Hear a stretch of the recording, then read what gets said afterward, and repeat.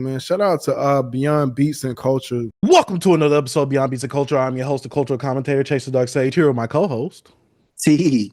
And we're back with another episode of Hip Hop Goodness because we are the hip hop show that's the most consistent and we actually talk about the music on here. But make sure before we actually get into today's episode, hit the like button, subscribe if you have not already, and check out the comments. I mean, not the comment section, the description for all of our links for our socials, our Discord, forum if you are an up and coming artist and you want to get your project potentially reviewed by us on the actual platform itself. Doesn't guarantee that you will get the review, but we could potentially look at it and actually talk about it on the channel itself. And make sure you look at the description for the timestamps in case there's certain things that you do want to see us talk about and stuff that you want to just skip around to in case you don't want to hear certain conversations like hip hop news, what we've been jamming, certain album reviews or discussions and all those type of things like that. And don't forget to check us out on our solo shows. Let's have the conversation and Dark Sage's interlude. YouTube exclusive, so you can only find them on YouTube as of right now. Now, today's docket, we got, a few things to talk about. We got some new album releases, some new music announcements. We also have 2 anniversary reviews / discussions with comments like Water for Chocolate and Big L's Lifestylez of the Poor and Dangerous. We also got some discussions about is hip hop media, like who is the new hip hop media, who is a part of the culture, like that's 1 year anniversary. And really, let's just see if hip hop is a monolith and stuff. But before we get into today's episode, B, how have you been?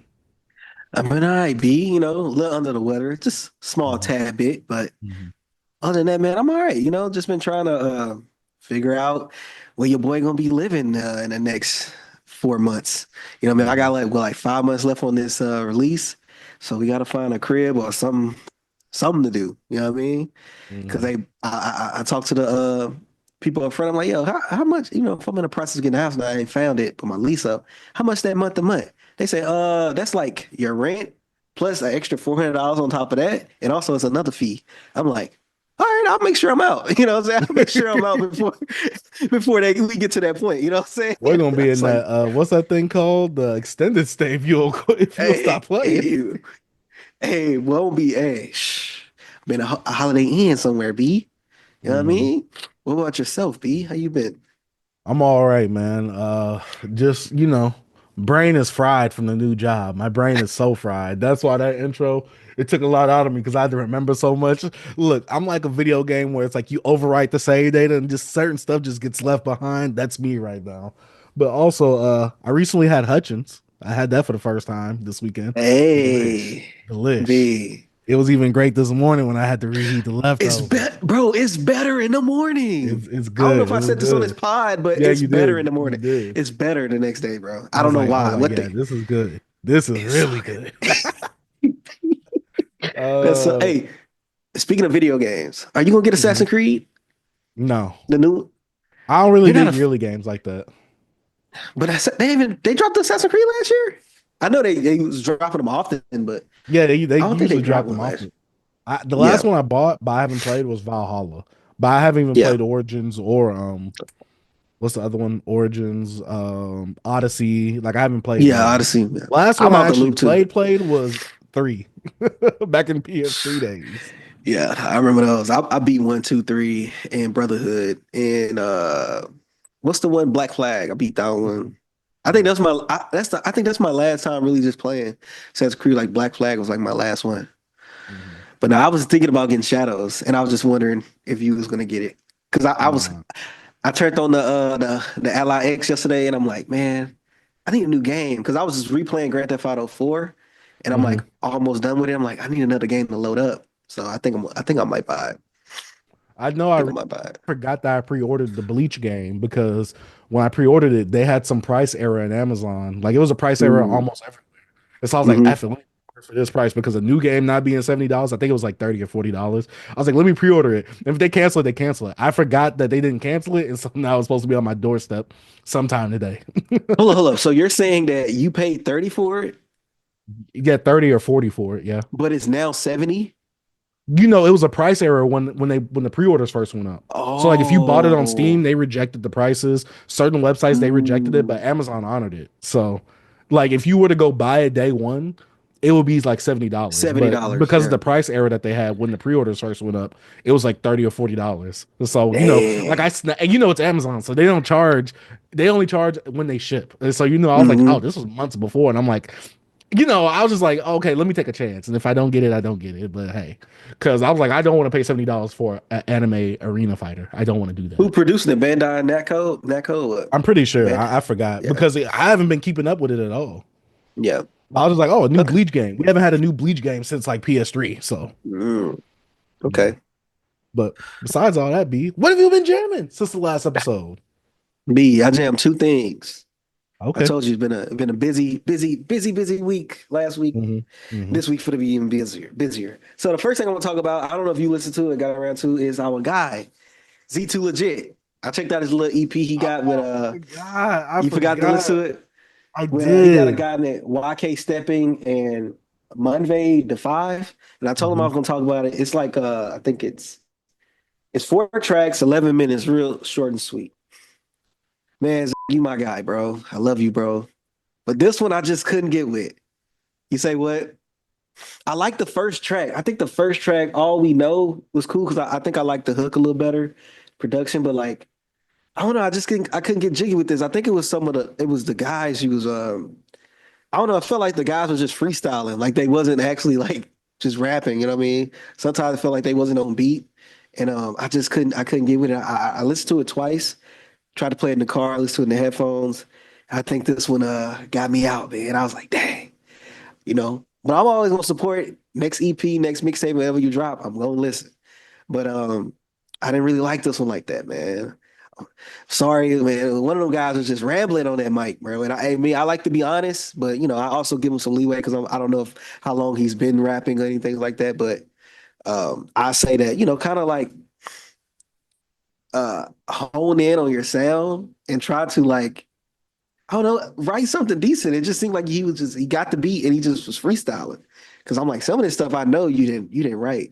And You I'm talking not about the talking about features or Z2 I'm talking about legit? I'm not talking about I'm talking about one of the guys. He kind of I don't know if it's YK Step, and I don't know which one it is, but they kind of like threw me off on some of the tracks. Because it felt like I don't know if they was taking it serious or what. And I'm not trying to be mean or nothing, but it just didn't seem coherent to me. I don't know, it just felt like a freestyle. But but if you guys want to check it out for yourselves, it's a Out the Mud EP, 4 tracks, 11 minutes. Z2 legit, that's our guy. And it was like with him, he was like more on like on the hooks, it seemed as well. Like he had some verses, but he kind of handled the hooks on this. So I really like that hook on All We Know. I don't know. Like when I get in that little Cali flow, I'll be like, Mhm. hey, I'm rocking with this. But Mhm. like I said, you gotta check it out. You probably forgot, but yeah. Mhm. This one right here didn't get me, man. I like that. I like the first mixtape and the first album and that last EP a lot more than this one right here. But if any of you guys want to check it out the Mud, Z2 Legit, featuring I think it's Munvay the Five and YK Steppin. Money sign for the S. All right. Yep. I listened to quite a few things this weekend. I actually, yeah, I did listen to a good amount. Did you listen to that Shay Noir project or no? B, I forgot. Hold See, it up. was Let's just listen so to. much happening. I It was so much forgot. happening this week. Oh my God. Yeah, so And I I gave saw this that one she about, announced that she's having a baby. And I'm like, and oh, she I gotta talks listen to about the that on album. the actual project. So I'll talk about it a Congratulations little to bit. her. Yeah, Congratulations to Shay. congratulations to Shay. Diggers Factory finally gave me an update on that goddamn vinyl. For Okay. her last project, The Lotus Child. But yeah, I listened to Shay Noir's and dang, I forgot the guy's name. But Shay Noir and a Oh, Superior's Superior? Yeah. Superior's collab project, Seeds in Babylon. And this is a collab project with Superior on the production, Shay Noir, who is a rapper and a producer herself. But he was on the production. It's the whole thing. But this is a short little project right here about let me see, about 10 tracks, two interludes, two talking tracks itself. Overall, Shay Noir, really decent rapper. She gives you that rhythm that 38 Special does, but I kind of like it Hmm. the way that she does it more, and I like the production that she goes over. The beats from Superior, I really enjoyed as well. There were some people on here that I was not familiar with, like a Jinx 716, Ice Cold Bishop, but I really like Ice Cold Bishop's flow that he had on Midnight, or they, I don't know, but I Yeah. like the flow that they had on there. He was a bit more charismatic and sporadic too as well. Reminded me of Young Thug, how he was just going crazy. Jinx 716, they have their own track called Jinx Dream, which is a 6 track. I thought it was cool. I didn't like it when I first heard it. The second time, I was like, all right, this is all right. But Shay Noir, she's on here. You know, she's talking about her being pregnant, her having fertility issues. You know, she's kind of opening up and talking about, oh, how your dad used to shower me with roses, and those are the things I love. So I want to call you like the same thing I love or whatever. Right. You know, she also speaks about like how, like, oh, I don't want my child to go through the things that I went through. But there's pros and cons of that because it's like, oh, I went through those things, so I learned. And so you won't get those same lessons, but you won't have to actually go through those things because I went through them. So I was like, all right, I kind of like the That's true. what you're talking about and the subject matter that you actually packaged it in on this project right here. But overall, you know, Shay is talking about, you know, like she's that girl, you know, she's a pretty decent rapper as well. She says some line about pimping, which I was like, all right, that was a pretty good line. But overall, Yeah. I like this project. Really short. It's about like 21 minutes, I think. Mhm. I'd say check it out. To me, I gave it about 3.5 out of 5. Nothing too Okay. serious. And you know, like I said, she's doing her thing on here that she usually does. You will not be disappointed if you like Shay on this type of production right here. Yeah. So yeah, I just Shay added it to Noir's the my Furious bad. Season of Babylon. No, you're good. Yeah, I just added into my library, and you bringing up Ice Cold Bishop being on that's dope. Ice Cold Bishop is so dope to me, bro. He's from Cali. He put out an album called Generational Curses like in 2023. Because you know he has, like you said, he's very charismatic. He can bring you into like a Kendrick vein when it comes to what he does with his voice. Like he's very animated and stuff like that, and he tells a story. Yeah, check out Generational Curses. Okay. Yeah, check out Generational Curses. It's really dope. And he had a feature on one of Bo D James. I think he was on Bo Jackson.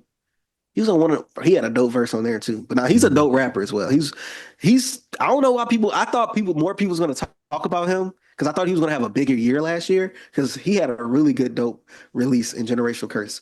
Really dope. He told a story, really kind of conceptual project. I recommend it to you, B.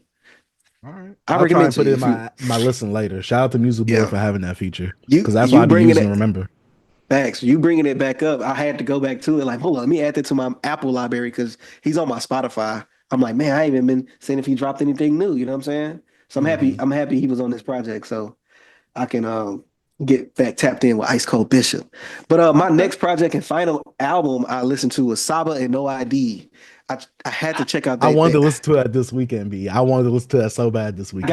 I got to it. I was cleaning up and I'm like, because it came out on, was it Wednesday or Thursday? Wednesday? It was either It was one Wednesday or of them Thursday. days. It was before. I know I was still doing a work week, but it's called From the Private Collection of Saba and No ID. I listened to it once. I wanted to get more listens to it, but I said it was a busy weekend for me. I didn't really get around to it, and I didn't get to listen to it today. But I will keep this in my rotation because I really liked it on first listen. Saba is Saba. He's rapping, bro. Like he gonna give you his introspection. He gonna hone in on that on his music, like him being a musician as well. You know, and then with No ID, it felt like No ID went into Saba's world as well. Also gave him them no ideas and stuff like that. And it's one track when like Saba was just talking this stuff. Hold on, let me see if I can remember the track. I think I liked it. Was it Act 1.5? Yeah, he was on there. He was rapping. It seemed like he threw a little shots at Kendrick about like the Grammys and stuff on there. Really love the production on there. And some of the features he had Smino at the end. He had Jordan Ward on the track. Kelly Rowland on like the second track, and Raphael Sadiq on the same track on Crush. That's the second track on the album. West Side Bound Part 4. I think this is the track he sampled his grandfather on. I could be wrong. I'm sorry. I remember you're talking about that, and if I'm putting out wrong information, I'm sorry about that. I'm gonna get back to the album, but this is just my first impressions. But I know in West Side Bound he always do an ode back to like where he's from in Chicago, from the West Side, and that's one thing he gonna do. He gonna bring up Chicago in his projects. You know what I'm saying? He also gonna have like introspection. You know what I'm saying? Talk about his family, and I just like that about Saba. He's naturally just generally him. You know what I mean? I just like that about him, and can't wait to go back to this project. I wish I listened to it today. I just knew I had to listen to that comment. I just had to like soak that comment in, and I'm gonna get back to this, man. And I might what is that a pause for it? Is that a yo? Talking about you want to Soak that comment. comment. That's probably why I got the beanie on. B. Nah, I you got the look like orange Marvin Gaye beanie with on the me. beanie on. You look like Marvin Gaye with the beanie on. I'm Marvin Gaye today. You know what I'm saying? But yeah, if Oh. anybody haven't got a chance to check out the new Saba and No ID, I will highly recommend it. From the private collection of Saba and No ID. I hope they work on more stuff together. You know what I'm saying? And some of these songs was like short and sweet. You say what? This is like a volume 1, correct? It doesn't say a volume on it, but it gives me a collection. I said collection. It gives me a feeling like they can go on with this. You know what I'm saying? For like from the collection. You know what I'm saying? Mhm. And Yeah, I like this, man. I liked it. It's 42 minutes, 15 tracks. It's not bad, not too long. I think it's a really good sweet spot, and he gives you variety of like Saba. You know what I'm saying? So I'm gonna check have it to check out. that out. I'm gonna Yeah, definitely check that I say it's out. more hip hop heavy in the way to me. Like he is like not saying he don't rap on like Care for Me or none of his other projects he does, but I feel like it's more like In a traditional soulful tone sense. and yeah, it's more soulful in there. Like he Mhm. has that singy stuff on there. Like one of my favorite songs by Saba is 2012. I mean, I cry when I hear that song. I don't know why Mhm. I be as a very like that song. Like Saba can get through emotions, bro. And sometimes with the production he can give you, you be like, dang, this production he picked for this subject matter is just it meshes so well. Like if you haven't listened to, I forgot the name of the last album. I can't think of it, but he has a song called 2012 on there, and it just feels like nostalgia. It just feels like because he's taking you back, and I'm like, dang, this boy right here, he good. That boy good. What you got, B? That was my last thing. I ain't got nothing else. All Excuse me. right. I got a few singles. I listened to that new Wale, Blanco. Basically talking Oh, about let me put that you in there. forgot. Yeah, B. It was Ah, B. B. I've I been. listened to it today. I listened to it Oh, you today. listen to that? Oh my god. Yeah. I've been liking everything Wale been posting. I'm like, oh, I'm gonna get to Blanc. I'm gonna get to it. Mhm. Dang, we could have talked about it. I haven't heard it. Yeah, You I go, really B. enjoyed the single track. I'm not going to talk too much about it because maybe this could be a conversation for another time. But yeah, Wale put out a pretty decent, track right here, talking about his drinking issues and subject matter like that. Drinking out the bottle or whatever he says, like referring to the bottle or leaning on the bottle in order for him to get over some of the things that he's going through. I also listened to Mm-hmm. Leon Thomas's "MUTT" remix with Chris Brown on it. I know a lot of people gave some flack about that because Chris Brown was on it. They was like, oh, he really wasn't needed. Freddie Gibbs version is better. Which I mean, like, it depends. Like, do you want someone singing on here or do you want somebody rapping on here as a feature? Like, I guess it just depends. But also, I don't like that effect that was put on Chris Brown's voice because it's like the same effect that they put on Leon Thomas's voice. And I'm just like, Chris can actually sing though. He don't need that effect. Like, yes, he's doing his singing thing, but they put the effect on there like he's distorted. So I'm just like, I get it. You want to fit the vibe and the tone of the song. I'm just like, take the goddamn distortion off. Um, but I also listened to two other projects outside of those two singles right there. Uh, Shout out to my boy RB Reyes. He put me onto this because he gave me some stuff that he recommended. He was like, "Hey, you might like this for your what we've been jamming section." I'm like, "All right, give me the recommendations." Especially he been hitting me with some R&B ones. I only got to one because I actually wanted to like listen to this one a few times. First one is Zyah Belle, who's listening anyway. It's an EP. I talked about her single a few weeks ago, 1-800 Heartbreak, which I really enjoyed. And so I I remember checked this that. out. I was like, "Oh yeah." And so I Mm-hmm. checked this out. Zia or Zyah Belle. I'm not sure how to say your name. Who's listening anyway? Thought this was a really dope project. She gives me the vibes of like a Ari Lennox. She kind of like vocally sounds like, and not like vocally as in like singing like capabilities, Mm-hmm. but vocally she kind of sounds like a Jill Scott, Erica Badu esque type sound. She Mm-hmm. also goes for that Ari Lennox sound as well. But there's some very like heavy hip hop influences in here that I really do like the song "Say My Name." I really enjoyed that.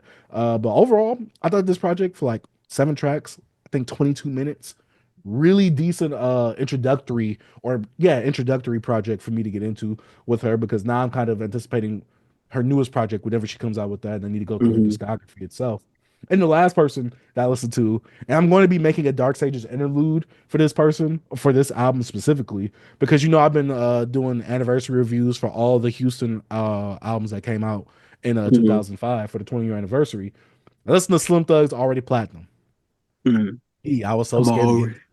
already, I'm already platinum. Yeah, I was so scared to get into this because I like Slim Thug, but as I've Mm-hmm. gotten older, especially into adulthood, I have not liked Slim Thug because to me he has that same timey flow. The production he sometimes chooses, it just don't fit to me. But god dang it, be when I got into Already Platinum, and I've heard Already Platinum before, Yeah, obviously. yeah. But going back into this, revisiting this as like a near 30-year-old, god dang it, Pharrell on here. I think Pharrell Yeah. probably executive produces because Pharrell's on this a good amount, him and the Neptunes. But oh my god, some of the production choices, some of the actual song choices, Slim Thug sounds so good on this type of production. I was like, yes. And where Slim Thug lacks lyrically, like he makes up for in like I don't want to say charisma, but like his voice, his presence on the mic. And I'm just like, all right, Slim, like you got me on this one. And, Is we I'm got a some Boss good- on already platinum? Because that's his first album, right? like a boss. Like a Boss, I yeah. call shots like a boss. Like a Boss. Like a boss. It's the second track. Yeah. Yeah. It's almost, yeah. I ain't heard that album in so long. I had that joint on I haven't CD. either, B. Oh, you did? Oh, Mhm. dang, B. You from a pure story time buying CD. But yeah, overall for me, like I said, I'm gonna make a Dark Sage interlude about this album, my thoughts on it, like to go fully into it and not do it all on here. But yeah, I really enjoyed this. I was like, God dang. Well, the subject matter is very samey throughout the whole thing, just like a lot of those Houston artists back then, especially like with Mike Jones. But still, I think something different about this was that he had Pharrell production on here. Like that song, like I ain't heard of that. Like that's so different, especially for a Houston artist back then, and just working with Pharrell. So yeah, that's all I've been jamming. I agree. And some of the other Pharrell produced songs on here was good as well. I was like, dang, like the potential that could have happened throughout that. But yeah, Slim Thug's already platinum. The 20-year anniversary. Like I said, I hopefully can make a full video on this on Dark Side Interlude. Yeah, that's about it for what I've been jamming. That's about it for what you've been jamming. Let us know what y'all been jamming down in the comment section down below.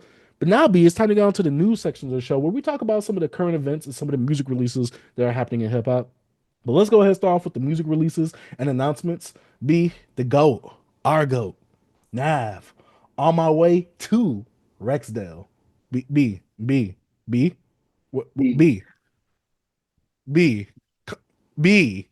Nav ain't the GOAT. You said our. Yeah, our GOAT, B. Hey, I want y'all to know, just for some BBC history, he's the one that put me on. He is the one that put me on. That's when he was in his golden age. He was saying the N-word then.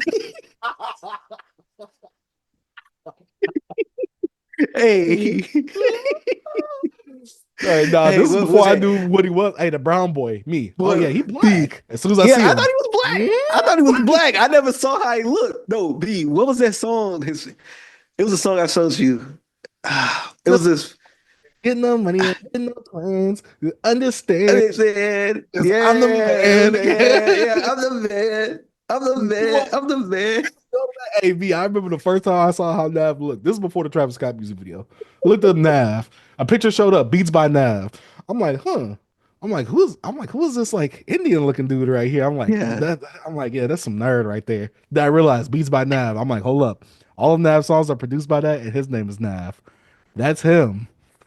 I never knew he was black. I mean, I never knew he was a brown boy like that. I thought he was like a brown boy, like he was Ethiopian or something. Because I knew he's from Canada. I was like, bro, dropping the N-word. I didn't know, bro. I didn't know. When he got called out on that. Nah, B, when Birds on Trap Singing the Night first came out, everybody cool. As soon as the music video came out, they saw what Nav looked like. Hey, B, no, guess what? I actually went back to Nav's music once he put some of his older SoundCloud stuff up on streaming. He blurs the N-word out. Like, it'll be the explicit version of the song. Oh, yeah, he took the N-word out. That's but one thing about it, I appreciate about him, though. He got called out and he fixed it. And he don't say it no more. But he used to lay that N-word off off the tongue. Black. I thought it was black. I thought he was just Ethiopian. The way Nav was sounding on these tracks, I'm like, oh yeah, this is the coolest dude ever. The way he talked about getting these chicks, he's the only brown boy. Then I saw him, I was like, this is a lie. What are you looking at right now? I thought he was like Somalian or something, bro. Hey, my bad, bro. My bad, man. I'm sorry. I gave him the N-word pass at one point. I'm not gonna lie though. I am kind of hyped for this project though, B. I am hyped. He got a Wendy's meal? Yeah, he got a Wendy's meal. He just came out with a single with Metro Boomin called The Real Me. I'm like, dang, I didn't check it out, but I also want to hear it in the context of the album. It's supposed to be coming out this week. I don't know. I forgot that this week was March 28th. So, excuse me, it's supposed to be coming out this week.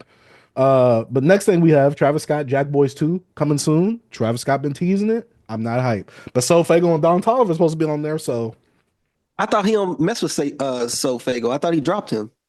Oh, I don't know. But I heard that So Fago was supposed to be on the album. So I was just like, what happened to so I remember you talking about him, but I remember when he had his little buzz in like 2021. What happened to this kid? The curse, the Apple Music Up Next cursed. That's what happened, B. Once you get on that Apple playlist cover and you put Up Next, hey, you cursed. That's what happened, B. That's what happened to Ice Spice too. Sheesh. Look, she got skinny. She had to get the body back, B. She no one was listening to her. That's what I'm saying. She had to get the body back, B. I'm Yeah. just saying. Once you get put on that playlist, it's raps. That's a rap for Uh, you. well, no, not rap for me, rap for them. But next piece of music we have Erykah Badu and the Alchemist album coming soon. I didn't think we was getting the album from these two, but I'm Yeah. very interested to hear how this sounds, especially Oh, with Alchemist doing R&B like production, or unless Erica is rapping, which I highly doubt. But I think you saw the little snippet. You heard the little snippet. nah. Did He's you? gonna be in his bag, and she's gonna do her. She's just gonna be her. And you ever heard she has a song with Madlib off I think it's a New America Part Two. Can't think of it. It's like the intro track. I don't know why I can't think of the name of it. It's bigger than a government. Doom. She gonna do I her, can bro. imagine Like, her on some Mad Lib production though. yeah. I think it's gonna come out very stellar, bro. I I almost hit a text, but I was like, you know what? Let me chill. We gonna get it out the mud, B. We gonna get it out the mud. You know what I'm saying? Wait, what was you about to ask? I was finna try to get some inside scoops, man. But I say, you know what? Pull some connections. Pull some Yeah. I connections. was like, I don't want people to say we got industry connects and we, you know what I mean? We got to get it out the mud. So that's Hey, what, you know what I mean? someone already thought I was on the Drake payola. They said that on Oh our yeah, I think I saw that. Kendrick How much video. Drake pay you? Yeah, and I think I saw I that. said a lot. I said, but I can't disclose that amount because I'm under NDA.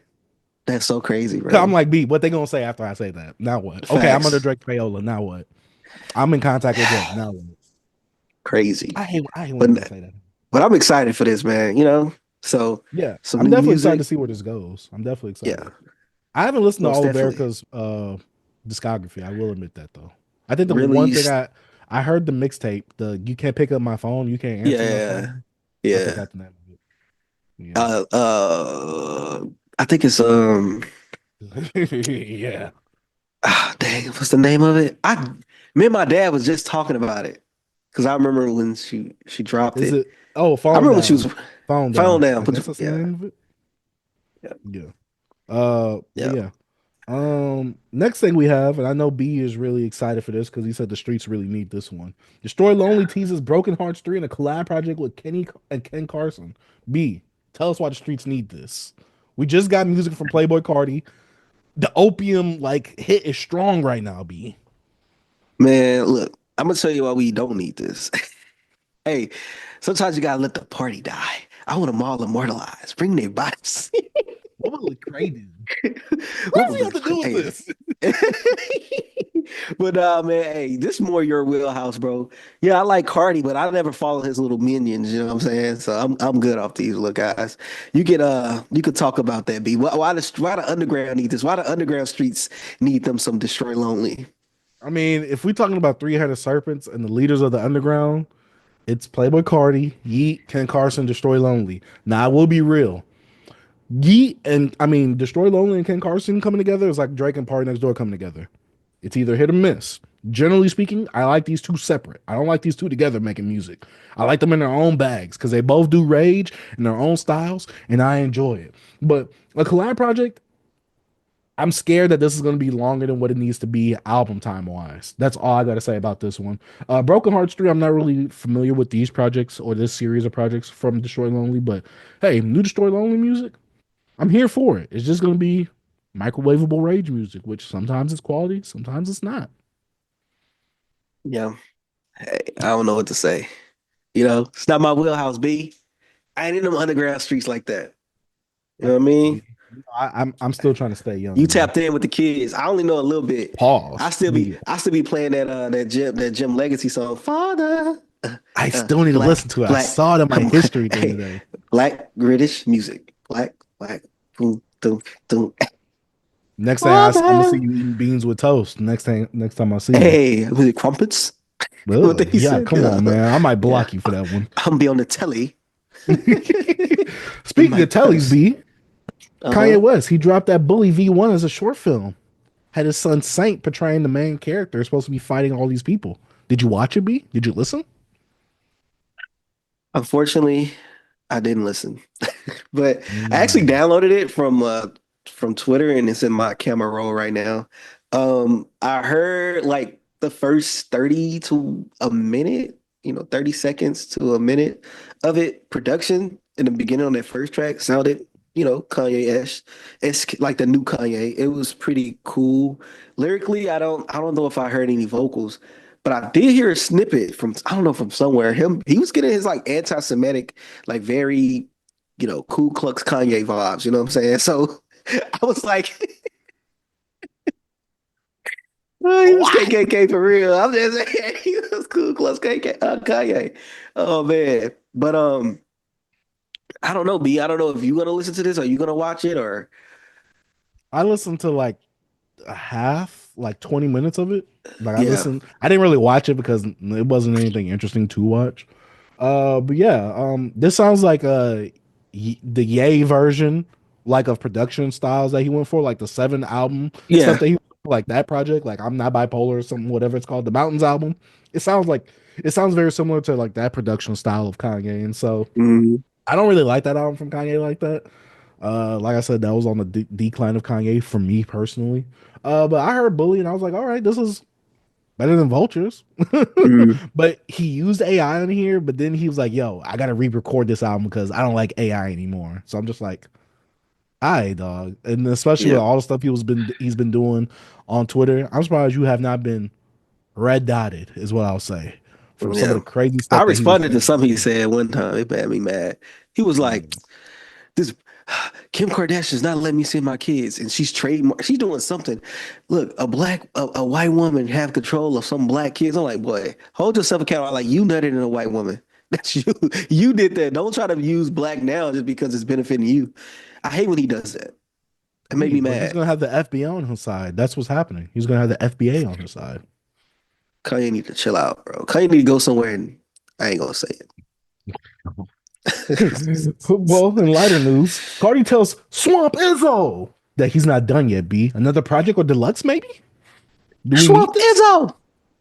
I think we need this. B, Swamp Izzo. Hey, especially if you with ain't heard my name, you've been living under a rock or whatever you say. the goat, the Hey, bro. goat, the goat.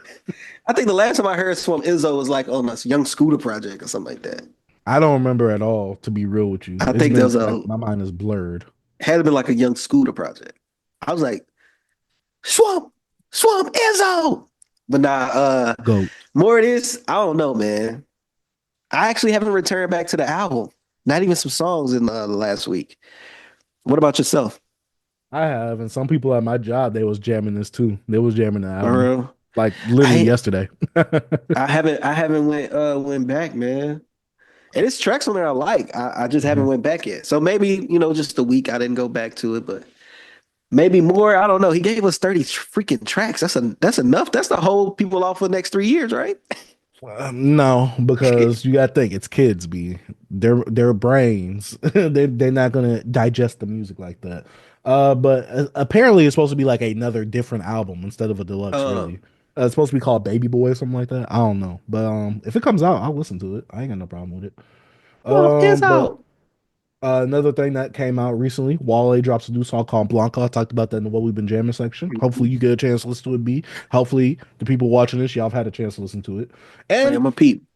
yeah, and lastly, Nas and DJ Premier are rumored to drop their collab album this year. It's said that they've been working together, they've been locking in, and apparently, rumored, allegedly, Ghostface should be on the album himself. So I am hyped to see what this is. A lot of people are actually comparing this to his run with Hit Boy and saying, is this album gonna be better? Is it gonna be paling in comparison to any of them? Like, where's this gonna really rank on his discography? And is it just too late for a Nas and DJ Premier album itself?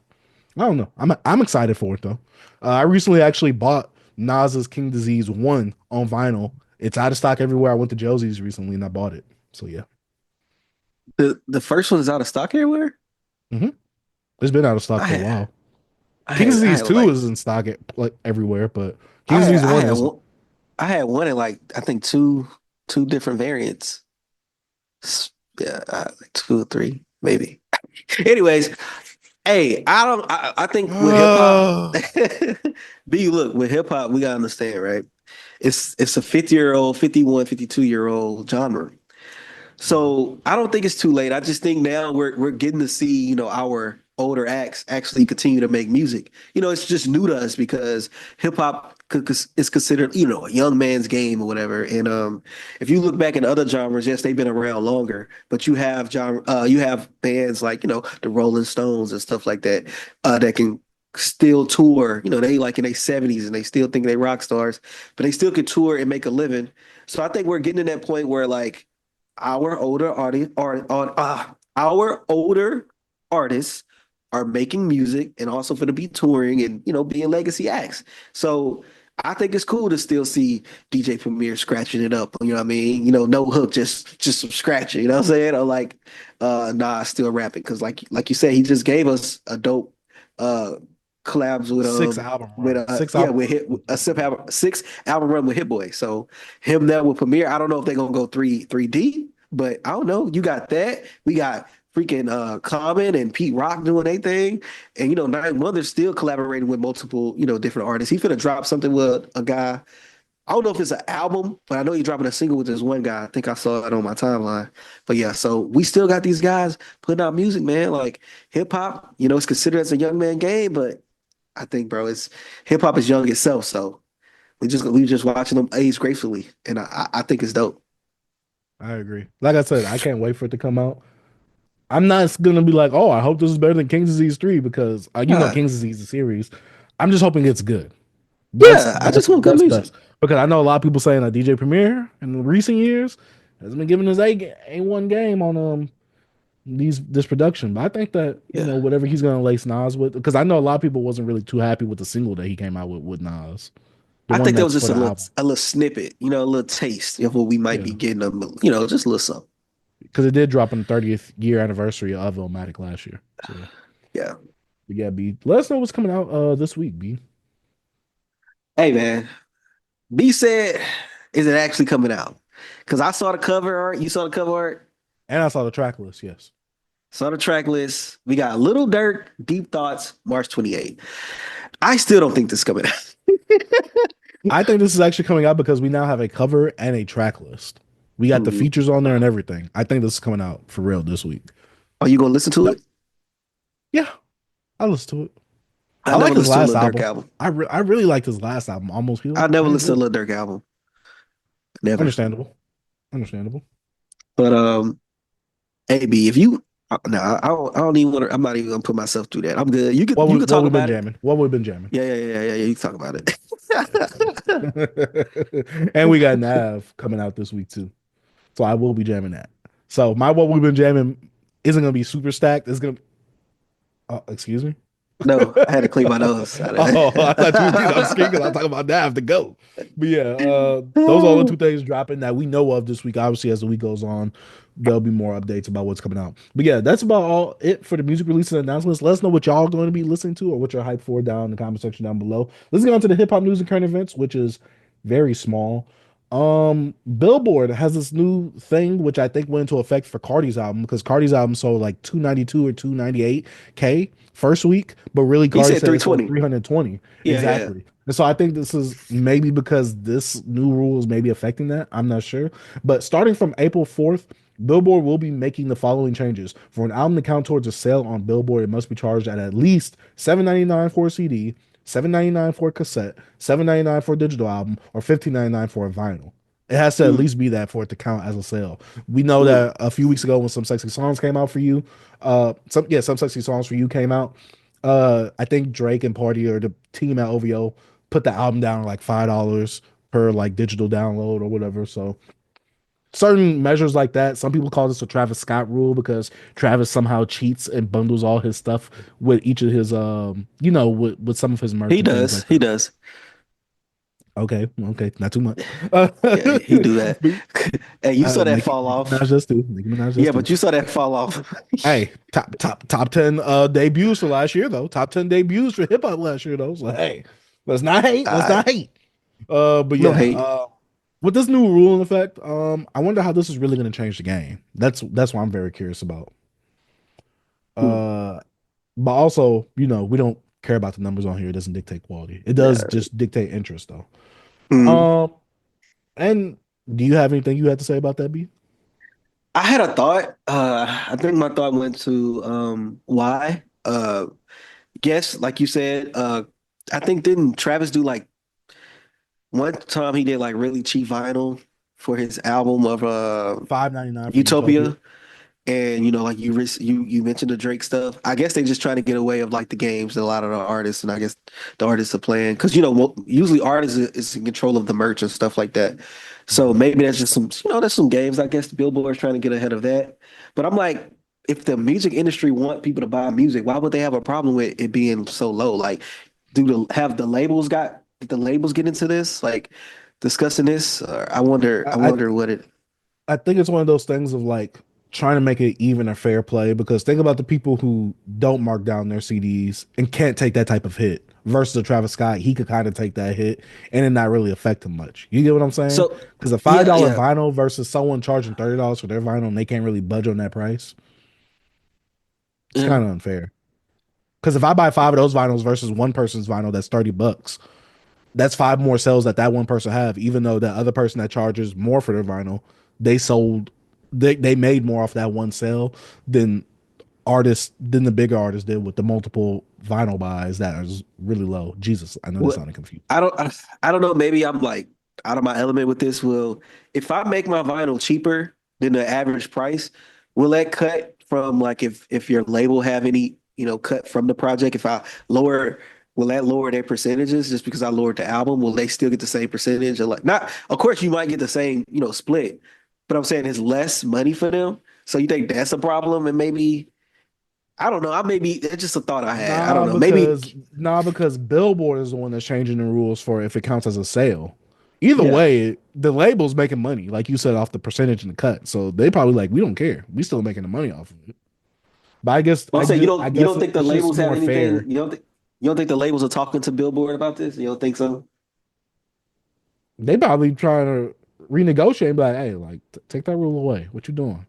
Yeah, Travis like yeah, Scott, he need, we trying to get. he needs to sell 300,000. He needs to I have feel 5 you. different Like versions of his vinyl out. we need those sales. Yeah, I feel you. Hmm. Yeah. I didn't even see this. I didn't even notice that. I'm gonna have to. I'm gonna do a little research on it. B. Yeah, I saw it and I was That's like, kind oh, of this is interesting interesting. because this came out literally right when we got done with our episode last week. And I was like, oh, I topic. didn't even see this. B. And you put it in the notes. I didn't. Even, I Nope, overlooked it. not Let many me people look. are talking about it. So I was like, yo, this is something that we need to talk about. All right, But bet. yeah. All right, I'm Uh, gonna look it up. and I'm gonna look into it. last and only other piece of news we have. I know, B, that we're young, we're spry Uh huh. chickens. You Yeah. know, a lot of the older people, especially when I talk bad about Lloyd Banks, they're like, "Oh, you need to go back and listen to your Young Boy." Well, he's free now, B. So I'm gonna have more Young Boy to listen to. Yes, He's Young in the Boy halfway has house, been right? set either a halfway house or he's set free. Either way, he is supposedly out of jail. 2 people have confirmed, his godmother and someone else that's close to him have confirmed that he is out of jail. He was supposed to be released early in April 26th, but it's been rumored now that he's actually out right now at the time of us recording this video. Okay. So yeah, I was like, okay, cool. Hopefully he stays out of trouble. That's what I'm hoping for. Hopefully, hopefully, man. I hope the same. I don't want no young man, actually, especially with someone with kids. You need to be in their kids' lives, and also your career, man. You got a lot of fans out here that loves your music. Be out here to work. Just try to stay out of trouble. Don't fall into the same routine that you used to do, man. Because you get older, bro. Like all that stuff, man. You get all these chances. You have notoriety. You have the money to like have these lawyers' fees and all that. But sometimes that stuff comes to the end, and nobody be there to help you. So hopefully this time he straightens up. But I don't really listen to his music like that. But for his fans out there, hopefully y'all get the music y'all want. Yeah, I haven't listened to a Young Boy project in years, which is crazy because everybody assumes that we just listen to Young Boy because we like the newer artists. I'm like, That's all right, crazy. dog. You know what's even crazier? 5 Yo Foreign has been silently in jail since January. I did not know that. I didn't I know was either. seeing I'm him like, go did anybody viral report last about year. it? No, the last thing we saw him getting reported on I'm the was real him Playboy being Max. on, yeah, I'm the real him Playboy smoking that Max. Playboy Max's stream in an Airbnb and him getting, Playboy Max telling him to chill. Him and Lil TJ That was in allegedly. 2024 when that happened, I guess because I thought it happened bro. in 2025. I thought it happened in Yeah, I thought January. I did too. I'm the real Playboy Max. I kind of like that little That song got snippet. it's a little. Hey, Did you hear Playboy Max's remix on there when he remixed it? uh, He was uh, dissing Lil TJ on there. mm-mm. Speaking of Playboy Max, bro, did you see the little stuff that was going around with him with Sexy Red and Baby Kia and I want to sex one rapper named Chicken P or something like that. He was Hmm. like telling he was just telling Playboy Max that the beats that his Discord is giving a whack and stuff like that. Like you just playing these beats and then, it kind of look, I don't know if it was a part of the stream of like, but it seemed like it was Playboy Max kind of took it away and it kind of looked like he was disrupting, you know what I mean, the vibes. And it's just like, I was like, man, Playboy Max need to get on from these rappers, bro. Cause some of these people, bro, like rappers, bro, like the entourages, the smoking weed, all this type of stuff, the lifestyle they live. Not all rappers, but most rappers that live the stereotypical rap life. Like, man, come on, bro. Like these kids, they streaming, they try to make music, they having fun, it's live, people watching, and they just on there just being like kind of disrespectful, bro. And like in Playboy Max, you could tell that it's not like he's trying to be disrespectful to them. Like he try to have some, like he try to come back at them, but it gives a way of like being what's the word, passive aggressive in a way. Mm-hmm. But he like I think the passive aggressiveness is kind of can be looked at like, hold up, bro, who you talking to? So you gotta just be upfront. Cause I feel like being more upfront is a better way to approach it instead of the passive aggressiveness. I think he's put in the hard position because one, he is he's going through all this, and plus one, you got to add that element of streaming, so everything is live. It's live, and so at that time, it's like you got to think like to choose your words carefully, but not to step on too many toes to where you're being offensive, but also not to be such a pushover to where people could just like say whatever they want to you and treat your stream however they want to treat it versus they need to treat it with some respect like you would want them to.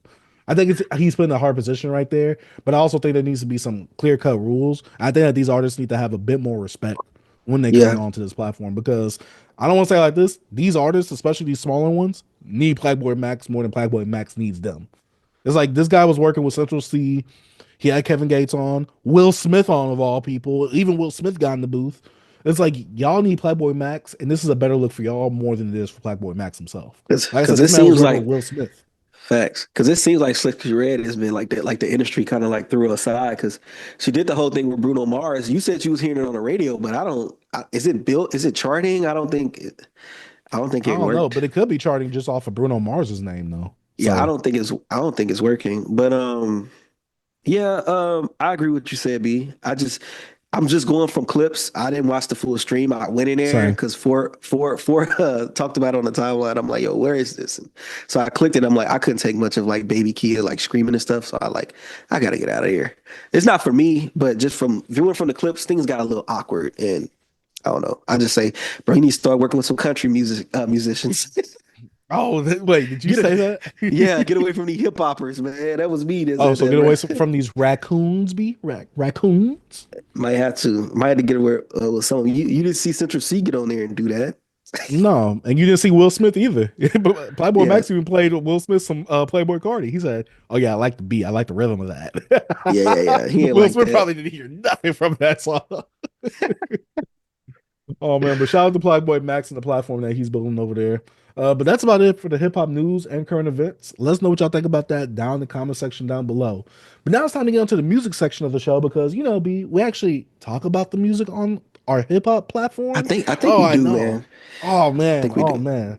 But we got to go ahead and, this today, because of how busy our schedules have been lately, we're going to have more so discussions and just talk about these albums, not do like an in-depth review, but we still do want to talk about this and give these albums their praises and their flowers. We got Common's Like Water for Chocolate, its 25-year anniversary, and Big L's Lifestylez of the Poor and Dangerous, its 30-year anniversary.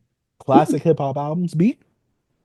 I agree. I say classic. I know Big L is probably, to some people, more of a regional classic. I could be wrong, but to me, I love that album. Yeah. So, B, which one would you like to talk about first or discuss? We can talk about Big L first. Let's talk about Big L's Lifestylez of the Poor and Dangerous.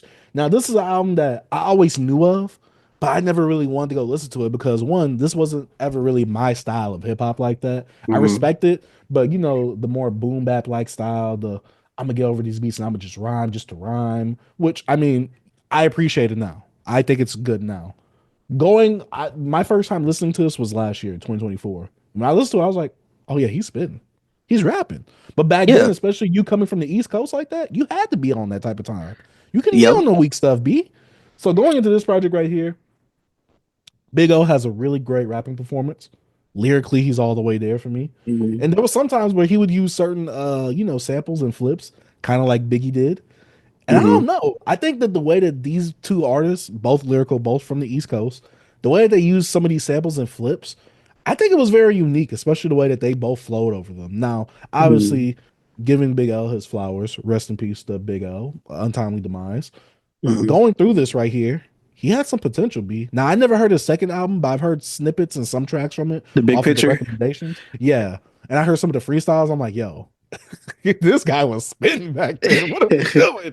But yeah, going over this project right here, I think the thing about this project is to me, it's not like a album experience, but more so like to me, it's like that Illmatic feel of like I'm giving you this demo reel and showing you my skills and what I can do versus Mhm. I'm gonna give you this album experience, this conceptual piece of music. And honestly, I really enjoyed it. Big L coming on here just to rapping the rap. Jay-Z, a very young Jay-Z was on here. Mhm. Uh Lord Finesse was on here. I'm looking at Killer Cam. Cameron was on here as Maze. They well. was Kid they was in a Capri. group called Children of the Corn. Yeah, that I Yeah. remember hearing about that, but I never really looked too much into that. But Mhm. overall, for me, man, I thought this is a really solid project, and it's one of those like demo reel projects that I consider in hip hop, where it's like, okay, this shows like amazing talent from this young MC right here, especially coming out of the East Coast back then. But my first time experiencing this album, I was like, oh yeah, he's spitting. And going through this album again, I'm just like, oh yeah, he's going through it. What he say? I was so poor, I couldn't afford the OR or Oh, whatever. I'm just like, I'm so oh poor I couldn't afford the god.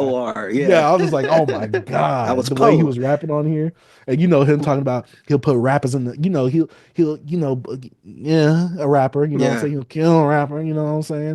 lyrically and the things that he would do on the mic to him. I was just like, all right, I like this Yeah. bravado that he had, and he was able to Yeah. back it up. It kind of gave me, and I'm not comparing these two. It reminds me of MF Doom talking about how he'll rap a rapper around in Mhm. circles. This basically gives me that same energy and bravado from a rapper like a Big L right here. So yeah, B, what do you think about this? Because I know you're more Man. the aficionado in Yeah. this album. Oh man, no, I really love this album, man. I remember my first time getting hip to Big L was watching him and listening to him and Jay-Z on Stretch and Barbito. Like I saw a clip on YouTube back in the day in high school, and I was like, he said, I'm so ahead of my time. My parents haven't met yet." And I'm like, "Oh, look, this dude right here." And but Jay-Z was on this. Jay-Z was going off too. I'm like, this is dope. Like, who is this Big L guy? Like, it's sometimes like when you get into hip hop, you lose some of the guys throughout all the golden era because it's so much music. It's so much that came out. There's just so many artists that got overlooked. And I feel like Big L was one of them guys for me because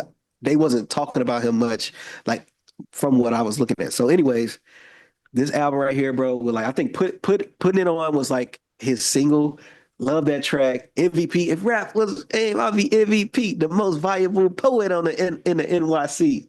And like no ends, no skins. Bro, I think that's the line he was like, if Big L got the A's, every cutie in the city Oh, got it. Like, come yeah, on, bro. yeah, yeah. Bro, I he'll was say like, yo, anything. this is wild Cause right here. yeah, because Big L was like very horrorcore. He talked about killing his mom, like killing my Mhm, mom, put it in the basement like Norman Bates did. You know what I'm saying? mhm. He had some wild lyrics, bro. Like sometimes wild Big L lyrics pop up in my head. And yes, I'm about to say them. It's one of them when he said Big L got AIDS. I was start. I was like, Yeah, I was yo, like, whoa. I was start graping. I'm like, yo, you was wild. I was like, this is not the type of thing that you can say in today's day and age. Facts. But he was like, I was poor. When I growing up, I was poor. I couldn't afford the OR. Like he has just some dough, like cutting, like just sharp cutting lines, bro. Straight to the point with Mhm. his stuff. And he had that potential, like with putting it on that was dope with a cooler sample, that all black. And I'm gonna have your family dressed in all black. Like I'm telling you, I listened to this album so much I didn't have to listen to it again. Mhm. But I know they was trying to sign him to Rockefeller at one point.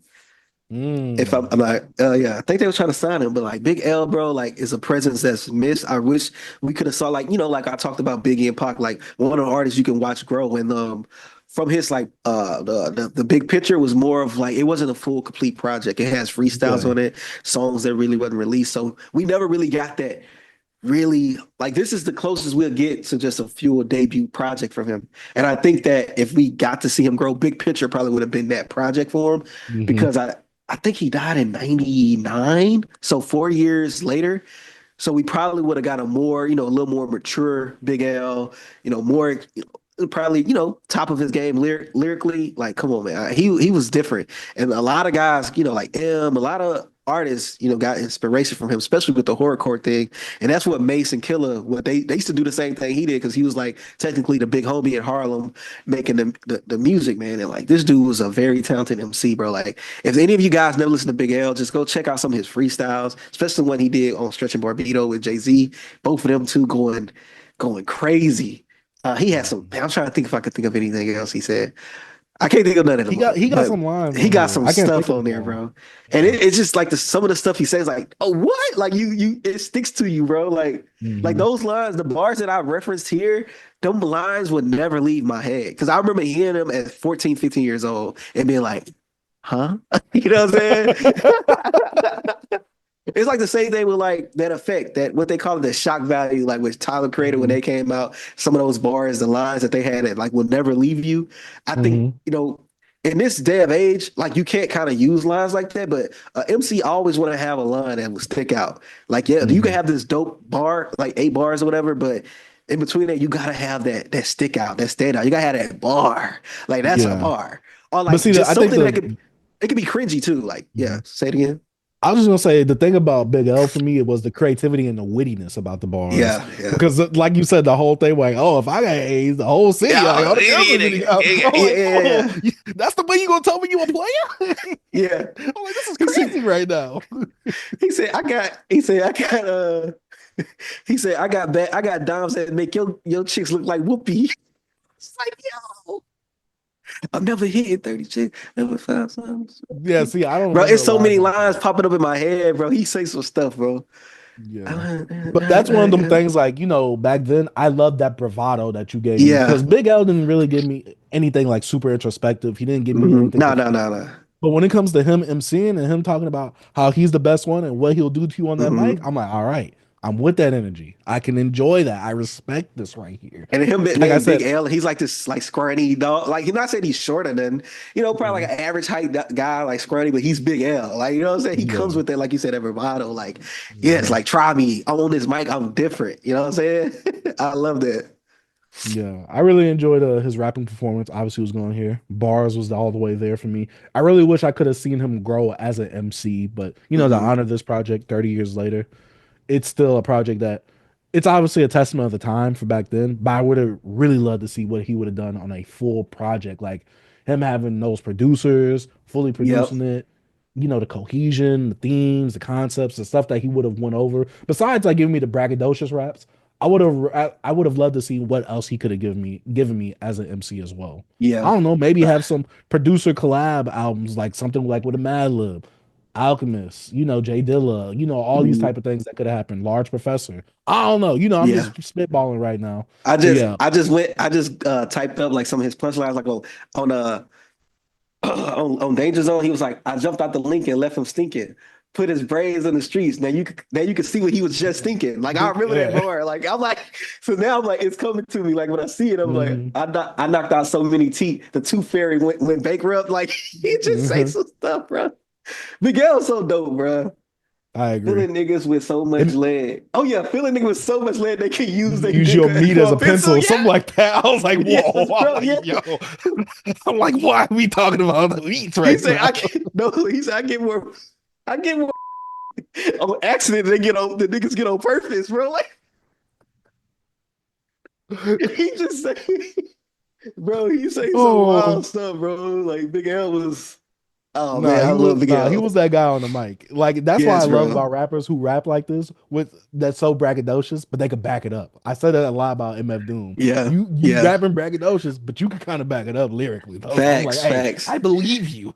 Facts. That's like with Big L. Man, I remember like just finding Big L. Like, me first, I thought I just found like a gold mine. I'm like, oh my god, this is so dope. Why nobody talk about this much? But us being from the South, like. It didn't reach us like that. Like, like my cousins and my older cousins would listen to no Big L. I was putting them on the stuff. You know what I'm saying? They was putting me on the, like, more of the Southern stuff. They listen to Outkast. We listen to Boosie. We listen to Lil Wayne, Juvie. Like not most East Coast stuff, but most like West Coast and stuff like that. Because the West Coast got me into hip hop. Like, that's how I fell in love with hip hop, from West Coast music. Like, I know that's kind of backwards. Usually it could be like where you from, but nah, West Coast music. Yeah. I'm saying West Coast got me into hip hop, like made me like want to like just like love it. But Mhm. yeah. Yeah. But that's all I got, man. This album is I love this album. It's not because it's a whole project of just like you said, like conceptually or just a dope body of work. It's just dope rapping. Like I Yeah. hate that because he was young, so he really couldn't get you that. But I feel it's still a dope album because it's dope rapping on it. You know what I'm saying? Like the beat's Yeah. not crazy, but the bars, like the beats, it matched him so well, like what he was Mhm. saying, and like he, even though he outshined the production because those punchlines, that presence, the bravado, you know what I'm saying? Mhm. Just dope, just dope. Yeah, I actually thoroughly enjoyed this project. This is Hmm. like, I agree with you on like his lyrics is what really Hmm. stands out. But you Yeah. know, his charisma and his not character per se, because it's not like he's like a character, but he has Hmm. a whole lot of persona on these tracks. So I'm just like, all right, like you're that Yeah. dude. I really wish to see what you would have done on a full length project, Hmm. kind of like a Biggie, kind of like a Nas, you know, on that in Hmm. that range, or like a Jay-Z. It's just crazy that Jay-Z kind of like collaborated with all these dudes like really early on. Like he was just that boy was tapped in. Yeah. Yeah. They was all around. Because I think I want to say because Dame has the Harlem connection. I think Dame put Jay into like Big L them together. Because if you think about it, hip hop, at the time, it's the '90s. It's growing, but early '90s is still new. You know what I mean? You still got you got not you still got this new resurgence of like new MCs and stuff like that. So them probably trying to get connected with each other was like I would say easier in a way. You know what I mean? Because you got to think about it. You got a lot of rappers, but it ain't a lot like that. Not how it is now and how it got in the 2000s because Yeah. hip hop became super like global, super global. So them being tapped in, Jay Z having his stuff in the underground at the time, and Big L doing his thing. But dog, this album, man, I really wish we got more Big L. Like I hate that we lost so many great artists, man, to like nonsense, man. And it's so crazy, man. I hate to bring this up, but like that album cover, he died on that same street, bro. I think a guy that killed him, if I could be wrong, is in that album cover. But he died on that street. That's so crazy. He That talked is about Lennox. insane. That's crazy. Yeah. So RP to Big L, man. I think he was 27 when he passed. He Let he me he let me get passed in that. 1999. Let me see. He passed at age 24. He was what? He wasn't even 27? Nah, 24. He was 24. Insane. B. He put this Insane. out when he was 20, what? 20, 20? 19, He maybe. was 19. Like that's 19 or 20. insane. That's insane, bro. That's what I'm Mhm. saying. Because this came out in 95. It was recorded in 91 and 93, B. Like it was like you said, it was like demos of certain things he had out. Like that's Mhm. crazy. Yeah, He lots of was potential. 18. They were young, they were kids, bro. Just thinking that, putting that in perspective like that, man, made me sad, bro. RP Big L, man. We lost a lot of legends at a very young age. Very For young real. age, bro. Think Very about young it. age. Pac was That 24. Pac was 24 too, 24, right? 26, I right? 24, 26. think 26, somewhere in there. They was young. Biggie was what, Yeah, 24, 25? They maybe. were young, It's like man. we're older than them now. Crazy. Facts. Like we out, yeah. That's crazy, man. But So yeah, crazy. RP to Big L. Hey, dope project, dope raps, very, Man. very good performance, and very good Hmm. skill, especially for back Facts. then. Would have loved to see what he would have became later on. Right. Shout out to the 30-year anniversary. Yeah. Uh, but now it's time to talk about another album. B 20 year, well, 25-year 25. anniversary. Yeah. Album 25. is almost as old as me, older than my little brother. Commons, like water for chocolate. Now, last year, I'll intro this one again, B. Last year was my first time listening to this album in full. Now, you know, growing up during my era, Common was seen as corny, especially during that era. Universal Mind Control came out while I was in the hip hop. I'm like, Mm. yo, I'm not listening to this Common dude. Like, I'm not doing that.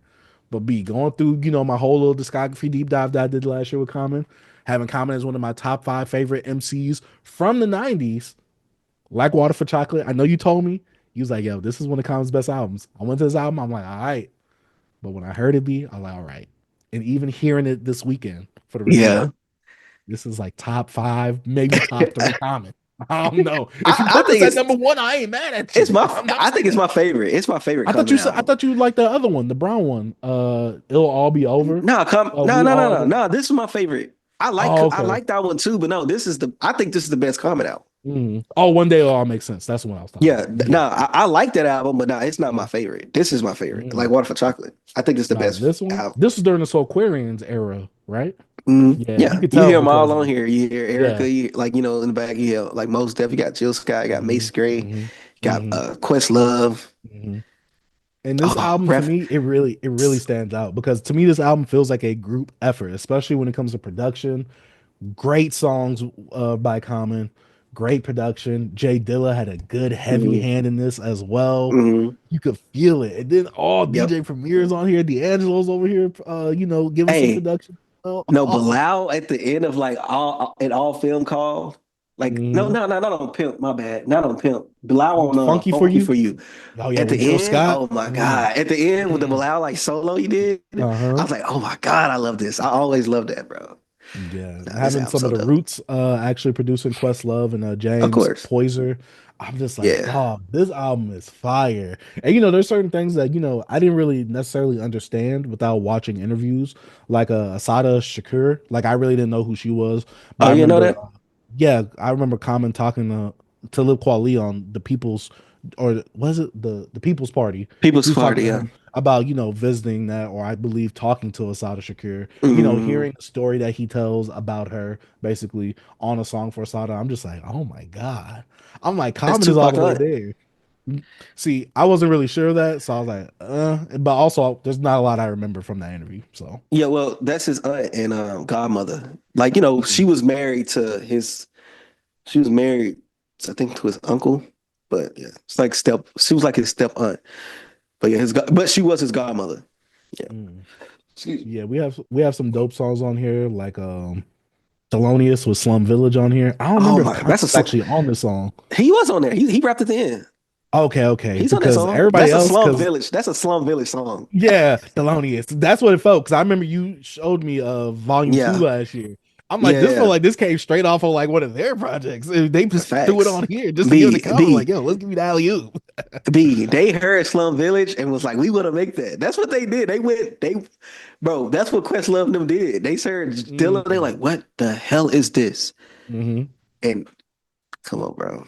They went in just like, yo, we got to be with these guys. And that's what they did. Hey, sometimes, B, you got to move with the movement sometimes. Hey, how do you feel about this album, though? Because I know I've been glazing it.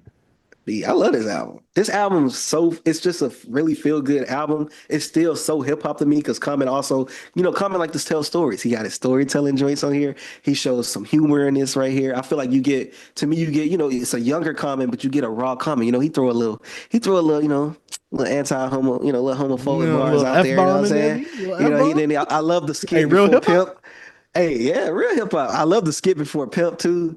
He's like, yeah, I just like to, the women, I just like to show them in a good light. But he's like, hold on, excuse me. Listen here, B. Get on that corner, And then he got back to proceeding to talk to the woman, like, I like to do women, I like to, show like the black woman is queen, she is God, And then you get into him and MC Light doing this little playful like story about the pimp and the back and forth, like, it's been going on since the biblical times, And I like the little play for, banter between them two. Also, it's kind of had the relationship between the black woman and the black man as well, because how she was just like saying, you don't even, she was saying something about, oh, you think you this, whatever, you don't even got a car, and just him at the end, like, all right, whatever, I'm gonna be a pastor, you know what I'm saying? He's gonna be a pastor now, you know what I mean? I really love that. I don't know. I really love the big payback, like grandma's story. Like, when he was telling the story about how his grandma got robbed. And grandma got robbed. I think I bought me grandma. He's talking about like how he saw the guy at the barbershop with all the ice on or whatever. He's like, he didn't have that last week. Like he would have robbed Jordan. I was like, okay. Yeah. So, see, I love that. It's just so hip hop, man. You got, and also incorporated like the jazz, with Dilla, and also having Questlove them a part of this. It just really feel good, man. When you hear like Thelonious and you hear, like I said, Funky for You, The Question with Mos Def. The Question had me thinking. I love The Question, man. The Light, oh my God, The Light is so beautiful. This whole album, the tribute to the feel, like I said, the feel, my bad, just the beginning of time traveling. You know what I'm saying? We time travel. It kind of sets the tone of like you're gonna feel some old vibe right here. We gonna time travel in it. Even how his dad like ended it off with like this monologue of like him being pretty much hip hop, right? Like talking about hip hop, his dad being like hip hop, like the That's one trend I really liked in Common's albums is that his oh, dad how he always had his dad. that's why I Yeah. was kind of sad, like when his dad, like when I was going Yeah. through his discography and realizing Uh-huh. his dad passed, I'm like, Passed dang, away. like, Yeah. Like, yeah. yeah, there's no like end track with his Andy pops Track. anymore. I'm like, Yeah. dang, Yeah. That was dope, yeah. man. And Macy Gray on like Ghetto Heaven. Ghetto Heaven. It She just gave me brought the me Erica back. Badu vibes, B. Yeah, I remember hearing that as a kid, like not like a kid, but just young. Like had to be like 6 or 7. Like some of this album, you know what I mean? I come to Dallas back home, and like when I come to Dallas, like my family is more like versatile, especially in this time because the family roots or whatever. So they'll play this type of stuff. Like I will hear this because you know but back home, back home, I wouldn't hear this stuff. But when I come up here, I hear this type of music, which kind of draw me into like all this stuff right here, bro. Cause like, hey, it's like, hey, yo, you gonna listen to this. You know what I mean? Family has something to put with it, you know what I'm saying? So but like Thelonious is like probably one of my favorite tracks on here. And just what's called Nag Champa, the Afro City for the World, whatever, that was dope. Mhm. I love that. And CeeLo on the song for Saba was dope, telling the story of like the Black Panthers, shouting out like Fred Hampton and all these guys. And I think Mhm. have she passed? Have Asada a secure pass? I think Secure she's pass? passed. I think She so. passed? I could look it up I real mean, let quick. me see. Yeah, because I know she was in Cuba, because um, America won her, but they not letting her over. They not letting her go. So I think she's still alive, B. Is she still alive? Oh, they don't say. No, she's still alive. She's still alive. She's still alive. Oh, yeah, because Yeah, she's 77. yeah, they not. Hey, Mhm. America won her, but they not because America got some Cuban people they got over here, to just have some collateral. You know what I mean? But nah, Mhm. she broke out and getting her. You know what I'm saying? They Yeah, trying to frame the sister. had that You know what I bounty mean? on her. Yeah, bro. Hey, man, it's dope. Black Panther stuff very like inspirational. Going back and hearing how they like the stuff they done to us, bro. Mhm. Just some sad stuff, some sad stuff. But yeah, I love this album. So black. I love that. I love when something just feels so uniquely to us. Mhm. Even though I know outsiders could love it as well. And this was like Mhm. the album from Common besides B. And it all makes sense that sometimes, Common voice will affects me, like with how he say some things. And I'm like, Mhm. it irks me. But like Water for Chocolate, I don't know. I just feel like he fit in this so well to me. Like I never had that moment like, that was corny Common. You know what I'm saying? I just feel like if some people know Common for who they know him now and they go back to this, they will be kind of thrown off with some of the stuff he'll say. Not too crazy because the whole like you got disguised gay rappers that come as no with hickeys. I hope he didn't how Mhm. they like They oh talk about Common you. you So, yeah they made a whole group. They talked about you. I about was you. like, You know what I'm saying? He gonna have some bars and you're like, hold on, you wildin'. But him having Roy Holt, Argo on here, he's actually from Dallas, bro. RP to him. He was actually friends with like my wife's family, like they knew his family. But they was from Dallas as well. And also he had connections with some people in my family as well. But that's so dope. He has a whole little group he had. I think it's something like the Fifth Factor or something like that. They was dope. I know you probably not into like jazz, but like it's just dope. And that's what about this project because I love jazz music so much, and this just incorporates it so well.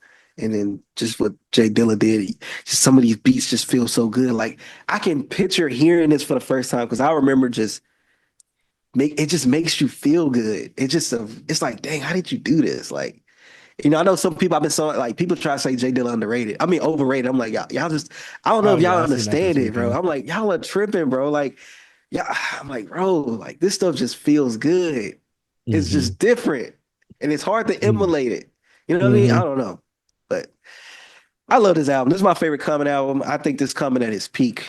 Rapping, storytelling, you Mhm. know, him being more what I want to say.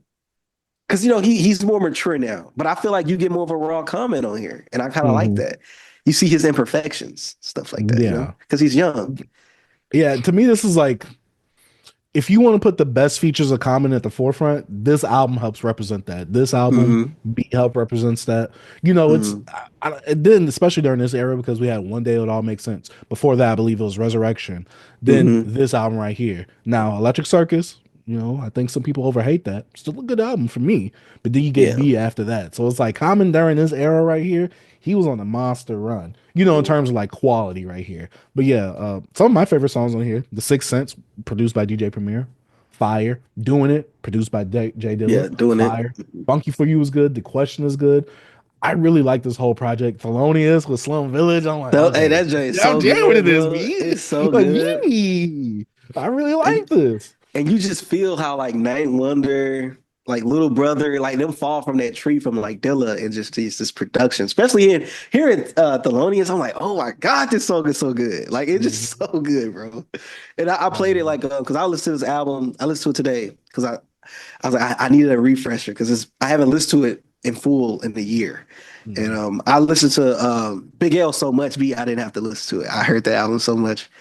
But this is a really great album. I don't know. I don't know why. I just don't see. I could see how people like B more. It's like their favorite. I know it's shorter. You know, it's more concise. But I don't know. This right here just feels. I love it. It don't feel long to me. I don't know. It's an hour and 18 minutes, but it don't feel that long to me. Yeah, I don't think it. I don't think it. To me, it doesn't feel long either. But I think that's mainly because of the production itself. The way Mm-hmm. that the production is so layered, the instrumentation Mm-hmm. on the actual production itself. I think the way that it builds upon each other, instead of it feeling like different songs just back to back, Mm-hmm. it kind of like flows well. It's Close. very Yeah. cohesive, and so it just feels Mhm. like it's kind of more so building upon the previous thing. So Yeah. yeah, Yeah. for me personally, this is like a 10 out of 10 Common album for me. Like I'm like, It's a all good right, album, this is bro. like if someone were to say this is their favorite or this is his best, I wouldn't be mad at that. Like I wouldn't Yeah. really argue that. This and B are like obviously the top contenders for being his best album. Hmm. So yeah, overall for me, I really love this album. This album is Yeah. fire, I'm phenomenal. happy Every time you I'm going got to into you. it, I'm happy you listen to it again, and now you're like, dang, I think I like it more than you know. yeah. But I loved it back then, like you know when I Yeah. first listened to it. But like I still love it now. Like I didn't get tired of listening to this. Like every time I turned it on, Oh my bad. no, you're all good. But every time I I didn't listen to mute. this album, I didn't hear you. But Okay. you know, every time I heard this album, and then when I hear his dad pop up, I'm like, oh, the album's over already. Yeah, Oh my yeah, god. yeah, yeah. Oh my god. And it's 77 minutes and 51 seconds. That's an hour and 17. It Yep. don't feel like that though, for me. I'll tell you, it Yeah. didn't feel that way. Yeah. Because Overall though, I remember last year going back to it because it's been a while since I listened to it, and I was like, dang, an hour 17. I'm like, this is about to feel like a drag, and it didn't. It didn't at all. It's just been so long since I heard it. You know, it felt like a whole nother experience. It's just I love taking breaks from albums because it's some albums you just can't just some albums you play a lot, especially back then in that time. If I would have listened to music a lot in 2000s, it probably wouldn't mean nothing. But me, you know, growing up in the era with like mixtapes every day dropping and stuff like that, and like they kind of trained us to be like, you know, keeping up. Even though we was playing that music a lot back then, but like we also was getting a lot of releases back then as well, like with mixtapes and stuff. We was getting loaded with albums, bro. In mixtapes, B. I think mhm. okay, you can say it's more music now because it's more artists, but if you think about it, we was getting more music from our artists a lot back in the blog era. We was getting Lucy's all the time. I Mhm. feel like we was getting more than of stuff we wanted. So if you're okay, so if you're saying like percentage wise, then yes, we were being fed well. If you were a fan of an artist, you were being fed Yeah, consistently. There was no facts. like 5 year gap or anything like that. Because we had the mixtape before the Hmm. album. Oh yeah, this is just to hold you over. But like sometimes we get an album that's a mixtape that's it's just a cover up. It's like Section 80. Remember Section 80 was promoted as an album and then Hmm. it was like uploaded on like mixtapes and then it was sold on like iTunes. Yeah, It was like iTunes. weird. It was so weird. I'm like, is this an album or what? But I always call it his first album and just Good Kid, Mad City is his debut, his major label debut. That's how I look at Hmm. it. So, Yeah, I think it's but all yeah, dependent on how you want to look at it. I think Section 80 is his first album that's what I'm because I saying. think Yeah, his last mixtape really is overly dedicated. most definitely. Yeah, but going back to Common, great album, phenomenal album. If you haven't heard it yet, check it out. Do yourself a favor, man. This is some good music, bro. I'm telling you. Yeah, It's and put out old, a but it's 25 it's so year good. and put out a 25-year anniversary vinyl for it, comic, please. I need that. I need But that's that. about it for our anniversary reviews for this week. Let us know what you think about comments, like water for chocolate, down in the comment section down below. But now, B, it's time to actually, talk about some hip hop, have some Yeah. discussions. The Like That 1 year anniversary. It's been 1 year since I guess, the real start of the beef, the actual Mm-hmm. like first like diss track, quote unquote, of the beef itself. Man, this has been one of the best beefs in terms of experiencing the music, Mm-hmm. experiencing the output, especially during that 1 week when it was Euphoria, 616 in LA, Family Matters, Meet the Grams, Not Like Us, The Hard Part 6. Push-ups. Yeah, even though that wasn't part of the same week, but yes. Yeah, I know. Uh, Okay. yeah, but looking at the discourse behind this, B, I'm sad. This is all that we talk about now. Well, not us, because we actually talk about the Yeah. music. This is all that everybody talks about ever since this verse. And the weird part is everybody's acting like this verse doesn't exist anymore until it's time to give Kendrick some credits. Because they're like, well, Drake started it with push-ups. I'm like, did like that just not like did that just disappear from like actually Mm-hmm. starting off everything? Like what happened? But yeah, you already know me personally. I don't like the song. I don't, Mm-hmm. I don't, I don't like the song because I already didn't like the production, the beat, but I also didn't like Kendrick's verse on the song either. Yeah. Because to me, I'm just like, stop clout chasing on other people's stuff. Stop that. Stop trying to do that. I'm tired That's of him his doing it. Do formula. that on your own. I know. Do that That's on his your own formula. time. Mm-hmm. Get on topic, god dang it. And I yes, you think was it's like on topic other oh, like excuse me. that, but you're not on topic of what Future is talking about. God dang it. My thing is what I think his approach is catch you off guard. Like, oh, I'm a featured artist. So like I'm finna do something on this track that, like it's just to get you off guard. Oh, it's a Kendrick feature. Boom, boom, boom, boom. So it happened twice. So I don't know. I think it's a cool approach because it's something I got all of us out off guard. You know what I'm saying? Like, yeah, you probably can get that same experience from an album, from a song just from his album. But I think it's more of an experience because, in a way, not trying to say he does this. I'm not. In a way, it actually helps the other artists as well. You know what I'm saying? Like it's Yeah, boosting them because too. on here, on the when the album, I mean, when the song and the album first came out, the features wasn't listed. So Hmm. yeah. Yeah. So it made a moment for all three of them. And like Future had a great year in Metro. They had a great year last year. And Mhm. him being on that and popping and doing that on there was kind of dope. Me, I like the verse. I know I like the verse. I like the song. And I just love the energy he was giving. Cause I told you that like when Kendrick do stuff like that, he on that, hey, I'm just gonna tell you, I don't need to do no double. I'm gonna tell you how I feel on this joint. You know what I mean? Even though he didn't Mhm. really say no names, but he said some names. All your dogs getting buried. You know what I'm saying? So Mhm. I don't know. These niggas talking out they next. I don't know. I think the verse is still dope. I just love the energy he brought on that, and just the aftermath. If we want to get into the aftermath of this verse, yes, it was great. Especially when the aftermath. Not from the presence, but the aftermath of like getting push-ups and then getting Rick Ross this. Like it was like a Mhm. whole thing that was going on. And then Taylor May came out, and I'm like, huh, I feel indifferent about this. It didn't throw me off. What really threw me off was the whole Kanye stuff. Speaking about like what Kanye's doing now, like begging Kendrick to diss him, to being like, Mhm. let's destroy Drake and I got you, Dot. It's just so weird. It made it so corny. I was out of Mhm. the beef. I was like, the only thing to get me back in the beef, if Kendrick dropped and then him and Drake, I just want them two to go at it. But yeah, if we want to talk about the present B when it comes to just the discourse we having now and how like the hip hop media space is all Drake, all Kendrick.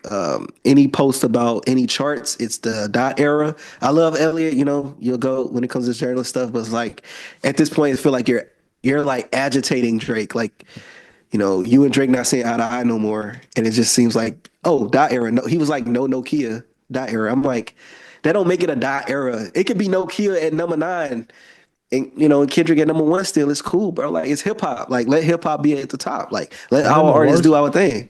and then the worst part when Elliot did the Drake stimulus package get on our artist album for 3 features and do all that stuff. I'm just like, Yeah, Elliot, why does that matter? yeah. No one It's cares. like we're not in the industry, B, and you could tell like when Mhm. it comes to politics, especially when you're a public eye, like a public figure. Like if someone say something or go against you and like publicly everybody know it, you're gonna try to like let people know like, hey, I'm not messing with you right now. So we know Elliot's not messing with Drake. You could say he picked a side, and I don't know. I just think it's all corny, bro. I just want to stick to the music. Like we have these conversations, like we got so much going on, like musically, that we're not. I feel like we're not talking about it enough. Like Cardi album dropped, and yes, we fell victim to it. Not really victim, but we just wanted to talk about the hypocrisy. But like, still, we talked about the album. Some people reviewed the album, but some people just focused on Kendrick being on the album. They didn't even talk about the album. You know what I mean? So I don't know, man. I just I just want us to just really get back to actually having genuine conversations about music and actually putting on different artists. Cause like Kendrick and Drake, bro, they getting all the pub right now. Like we know that they the biggest artists out. So it's like, come on, let's move on from this, man. Let's move on from it, man. But Yeah.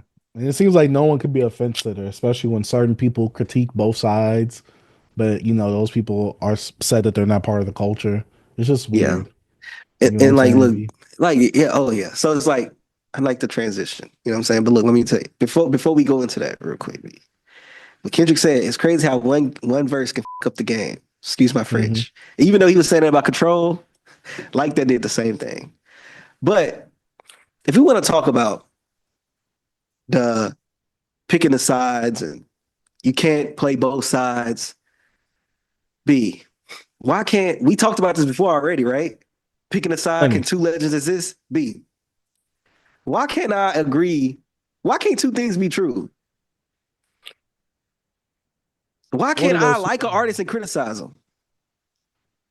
Well, B, it's like if you give them any criticism, that means that you truly didn't like them. You was just only liking them for the clicks and views, B. If you criticize them. B, if I Not that you actually criticize, hold them to a higher standard. It's that you really didn't like them to begin with if you criticize them.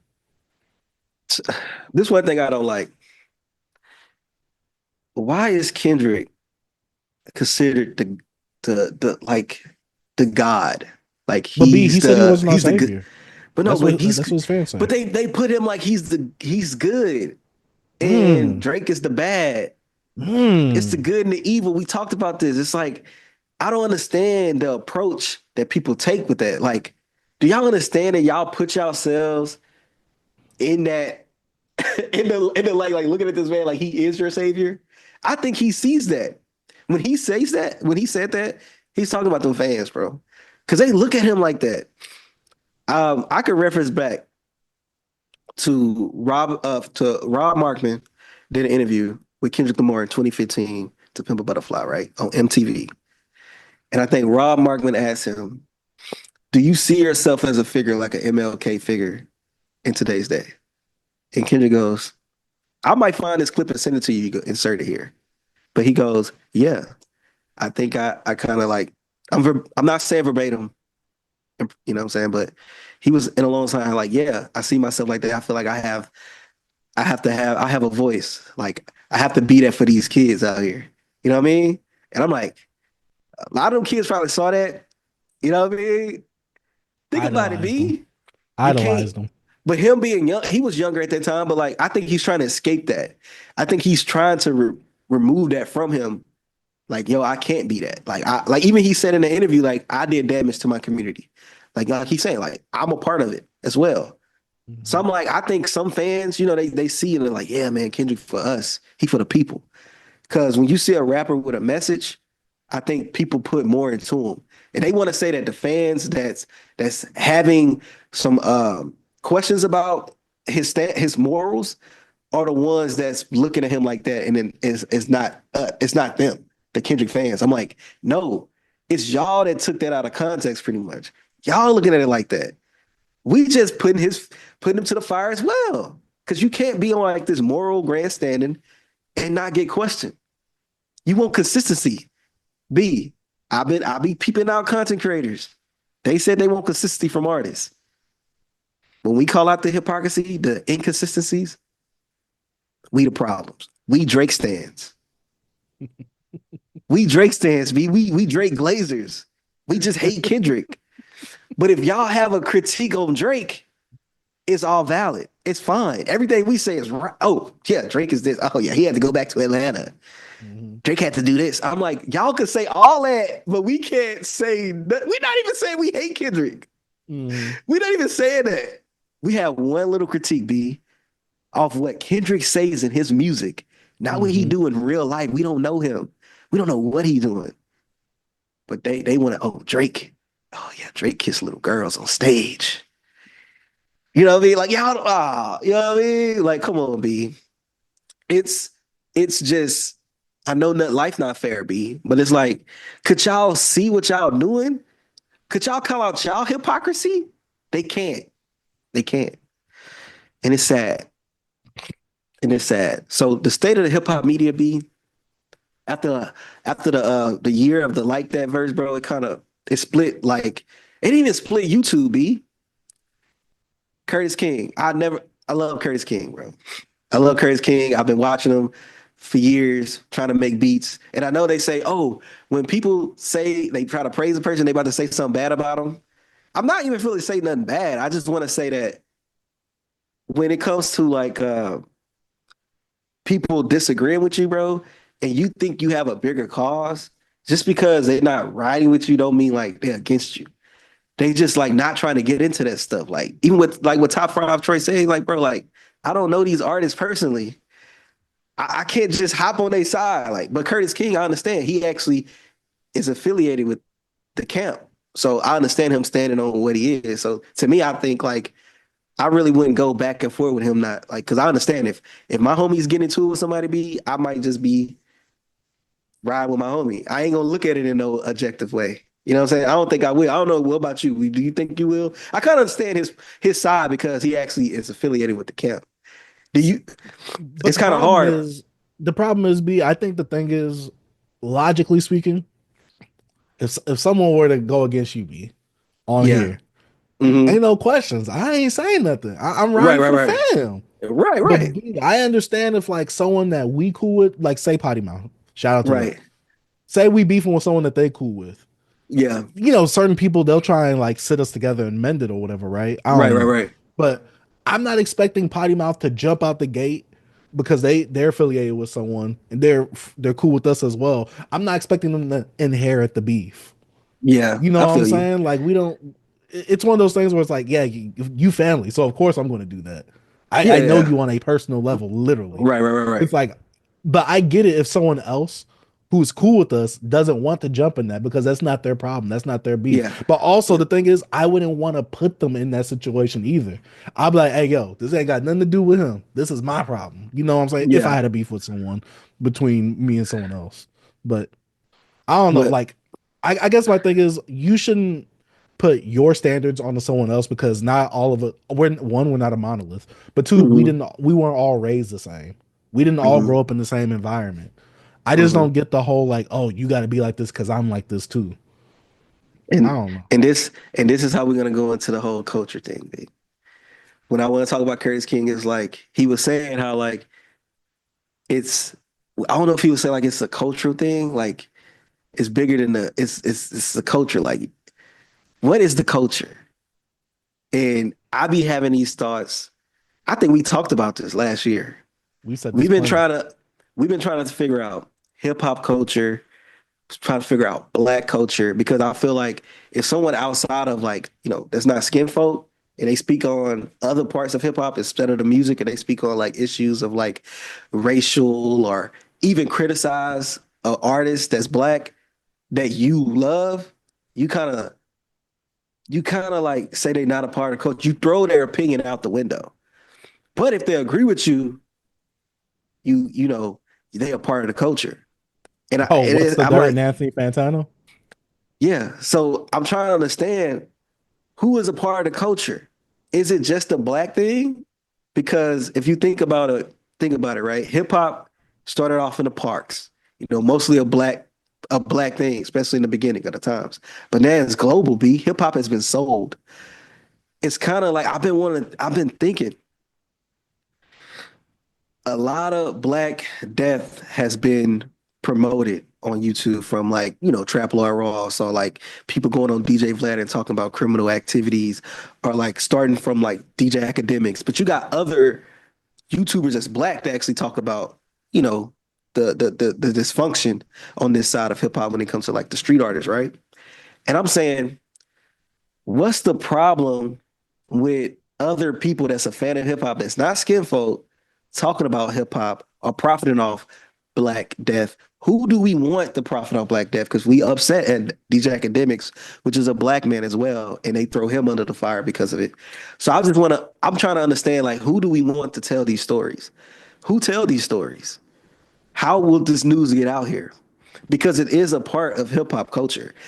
And also it's a part of black culture because it's not hip hop when it comes to the violence, really. It's some street stuff, but it get intermingled with the hip hop stuff because you guys think of like some of the gang members and stuff that goes on different these hip hop platforms like No Jumper, DJ Vlad, and they talk about these situations that kind of influence things outside of hip hop so it's like, if hip hop's so global,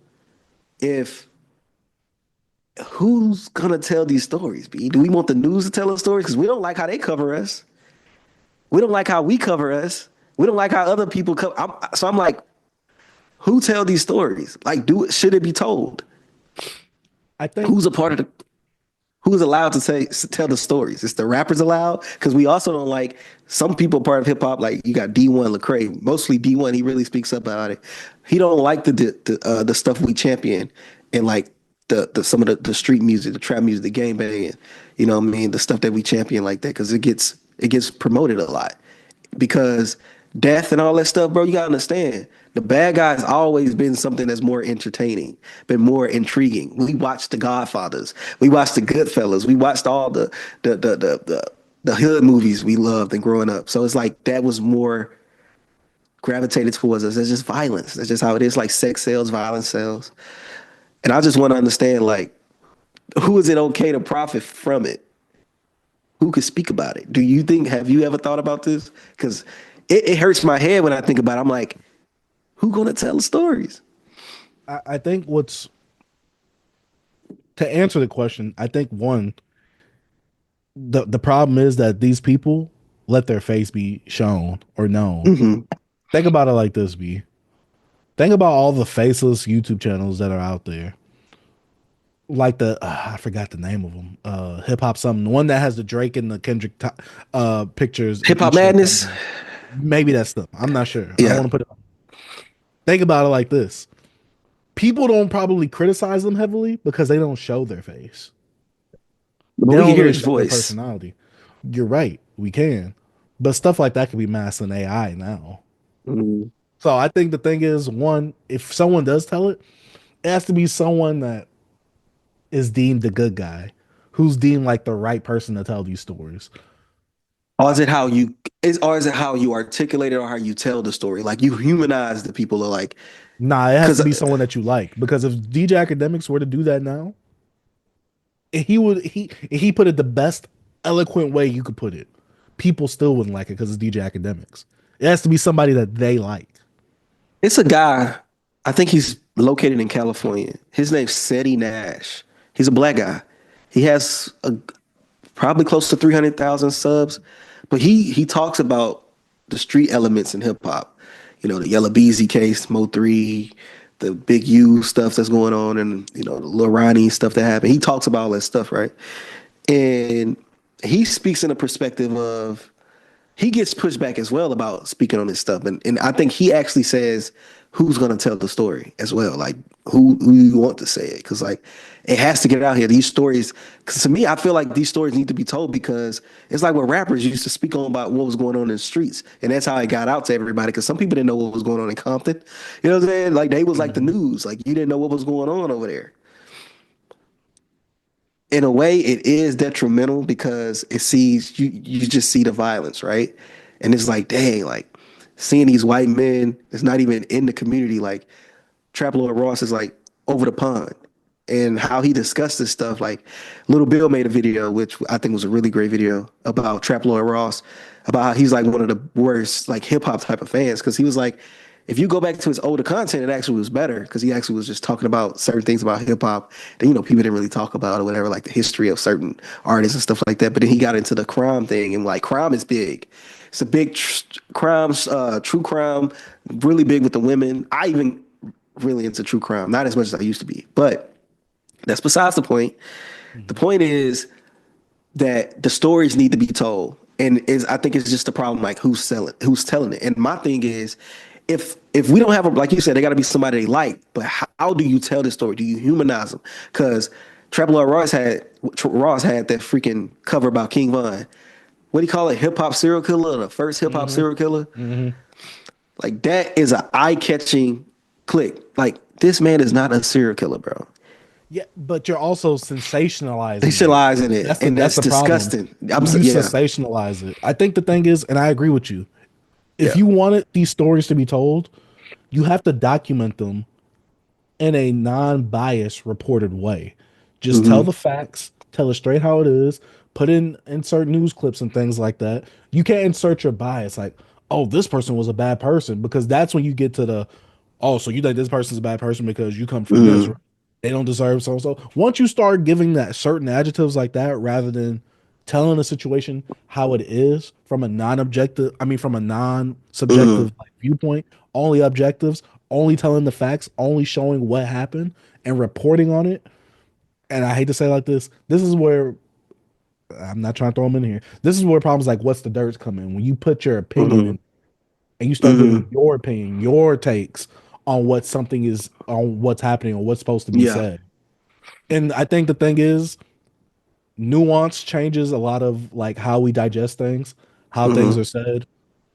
I'm trying to nuance changes it, but also some of these people lack cultural awareness as well. I think that's the problem. Nuance and cultural awareness. That's the best way I could put it. That's why I was saying, like, when we go back, if we talk about hip hop madness, and you said you could kind of tell who black and who not, and you could be like, because some stuff they don't understand. And I that's why I understand that some people can be like, okay, it's best told from a black perspective, someone that understands the cultural nuances, someone that understands what happens in the streets, not actually probably been in the streets. And also they touch on journalism. Like what Trap Lord Ross doing is just like kind of Googling things and kind of watching other videos, and he's looking through documents, but he's not actually going to that place, talking to people, actually doing really OG journalism, actually speaking to the subjects and people around the cases and whatever's going on. It's kind of like spinning the narratives and stuff like that. And like you said, sensationalizing the first hip hop serial killer and saying stuff like that. Like, if you look up the definition of a serial killer and someone that's in a gang and probably caught some bodies, it's totally different, bro. Like a serial killer, the mindset is different. Yes, if you just say, oh, they kill people, so it's like you can't call a mass murderer like a serial killer. You know what I'm saying? A mass shooter or something like that. He's not a serial killer. It's different things. So I don't know, bro. The crazy again. Hold up. You got something to say? You can say? I was gonna say that the page, it's not Hip Hop Madness. It's Fantastic. Okay. That's his name. It's Fantastic Hip Hop. Okay. Yeah, that's the one that be putting all them thumbnails and like kind of like sensationalizing certain things and things. Right. But it's like a faceless channel. Right. But I was gonna say is, like with Seti Nash, like I said, he is a guy that's, he talks about him used to be in the streets. I think he actually was I'm not even say was, he affiliated with gangs and stuff. I don't know his actually credentials. You know what I mean? He's a black man and he speaks from that nuances and knowing what goes on. So it's like people still don't like it. Yes, he don't get as much pushback as a DJ Vlad gets or DJ Academics gets or Trap Lord Ross. Cause like, it's just, especially with Ak, how I think Ak get more pushback because he was younger and how he like kind of made fun of it and gave these guys nicknames and he did. Yeah, because he has, but one thing about Ak, he's more entertaining, so they kind of can bring people in. Even till this day, Ak can say some stuff you're like, come on, bro. But he has that entertaining factor. And when it comes to like Trap Lord Ross or like DJ Vlad, even though DJ Vlad actually been a DJ, he actually helped promote like Beef DVDs, right? What he in that with the was he affiliated with the Beef stuff with Quincy Jones? Am I bugging? I don't know. I could be wrong. But I know DJ Vlad did some documentary. But I don't know. But DJ Vlad actually like, huh? Mac DVDs. Is that Smack what it is? DVDs is what he was. I Okay, don't think he was in okay. Smack DVDs. Was he? Okay, then it was a It beef. was something he was I into. know, I know. It's one of them DVD things. I know what you're talking Yeah, about though, because he talks about it. It might be the beef DVDs. yeah. I know he was a part of one of those, but Mhm. I don't know. I just was thinking, man, like I don't like it either. And I'm like, I also thinking like, do we not want people to really talk about it because are we embarrassed of it or like, what is it? Because we do also want to separate that from hip hop, but it's a part of hip hop technically because a lot of this stuff happening to hip hop artists. And I'm not trying to be the guy that's like trying to put like violence all up on hip hop. Yes, it's more than just violence, but yes, that's what they sensationalize. But it is a problem, and we got to admit it. And I feel like we don't attack that. Sometimes I think we attack the messengers and the people that's telling the stories more than what's going on. Like we can kind of go past that and kind of be more resolution based and kind of like do other things to affect that instead of like getting mad at DJ Academics and Vlad and Traveler Ross, Adam 22, putting all them together. I just think that it's bigger than them. If we have a message on the other side, on the quote unquote good side, there's other ways that we can go about helping instead of like trying to go at them. Like I feel like they just the voice. Yes, they got a lot of like white listeners and people that will watch them and stuff like that, but it's bigger than that, bro. I think it's a bigger culture thing than these guys talking about it. Or like I guess because seeing that clip of old dude Dunn, what's his name? He's actually he was working at No Jumper, but he talked about how they like quote unquote allegedly robbed Meek Mill. I'm like, bro, why are you talking about this, bro? Like, why are you talking about this? Yeah, I don't know who. And then DJ Academics was interviewing him, and he was like, nah. His wife was like, nah, don't talk about that, baby, or whatever. He's like, DJ like, nah, man, come on, what happened? Hold on, what happened? This gonna go viral. What happened? Because it's like that's what they do. And when it comes to gangbangers, bro, I've been around a lot of street dudes, bro. What they like to do is prove that they tough. Mhm. So you put a microphone in their face, they gonna show you how tough they is. They gonna tell you that's their thing. They don't want to get too much in detail, but they tell a little bit. It's like, bro, people be watching. So I be understand like, a tough guy. Like it's like a rapper, bro. Like we was just talking about Big L. He very braggadocious, da da da da da. When you got dudes that's really in the streets and they get a mic in front of them, bro, it's nothing but bad outcomes. It's Rico's, B. It's never a good outcome from it. It's always going down the bad way. So I'm like, no jumper. Adam 22 want to put himself like, oh man, hey, I just gave him jobs. But you knew what you was bringing up, what you wanted them to talk about. You knew they was gang affiliated. You know they was gonna talk. You gave them a platform. You know what they wanted to do, what they was about. You was for that chaos. We saw that music video you did on that rooftop. We Nasty, saw the that. nasty Talk ciphers. about you, like we saw that. You basked in that, bro. So it's like He profited I off of understand that. That's the he problem. profited off of it. It's so much It's the profited. profit. It's the profit. So I And why I tell you, understand, B, but that the morals and integrity get thrown out the window when it comes to that money, that monetization. yeah. And Because that's all it is. yeah. I also Oh, had a another. I had a Oh, question same about second. someone. I had a Uh-huh. question about someone. Have you heard of someone called Brandon Buckingham? Yeah. I know him. Yeah. Oh yeah, I always felt weird because I remember he put up a video and it was going viral on Twitter talking about I hate DJ Academics or whatever. Never heard of this dude, so I was like, all right, maybe it's a hip hop channel because I never heard of him. But some of his thumbnails really throw me off, like a night in the murder capital of America, and it's Yeah. guys with guns in the background. Him talking about surviving Kensington, escaping the city of zombies. He got It's shot. just His cameraman or somebody got shot. yeah, I almost died in Chicago, and it's like Hmm. life on Third and Pike. I'm like life in Lebanon. I'm like, or like this one I'm looking at right now, the most hated rapper in Philadelphia. Life as He misunderstood. died. Life He as a dead, gang bro. member. I'm He like, dead. yo, He this died after that video drop, B, or something like that. B, this feels like this is like to me That's that's him. that. Like, yeah, That's that. Like I'm like, this is the most toxic thing I've seen, and people are viewing this. B yeah. millions of views. It's another. I don't like that content. It's another guy named Tommy G or something like that. He does the same thing. Hmm. He goes to different neighborhoods and stuff like this. A lot of black stuff. Like, I understand why they have a problem with it, but like my whole thing is is like who's gonna say it, who's gonna do it. But it just sucks when like you see a suburban white kid go into these neighborhoods, probably failed in what they want to do, and just go try to profit. It's like I used to hate those hood pranks. White people go to the hood and act like, oh, they trying to push on like a gang member or push on a random black guy walking down the street and like see what happens. I'm like, bro, you gotta chill doing that stuff. And my whole thing is sometimes I gotta hold us accountable too. Why do we feel so comfortable to let the white people come around with cameras? I know they probably pay them. I'm pretty sure they pay them. But like we can't let them also profit off us, even though you getting the profit. You talked about the money. The money get away on both things, like on both ends. It's just to we can move on from after this, but like just to speak on like the big U stuff, right? He has allegations of, extortion, like extorting like rappers, NBA players, boxers, and stuff like that. You got to check in when you come here. Why Leonardo DiCaprio don't have to check in? I'm like, when you a street rapper, bro, it's like one of the dangerous deals, bro. Like you can't, cause like you ain't gonna tell Chance the Rapper don't he could come to LA. He don't gotta check in. Childish Gambino. They won't have to check in. They live there.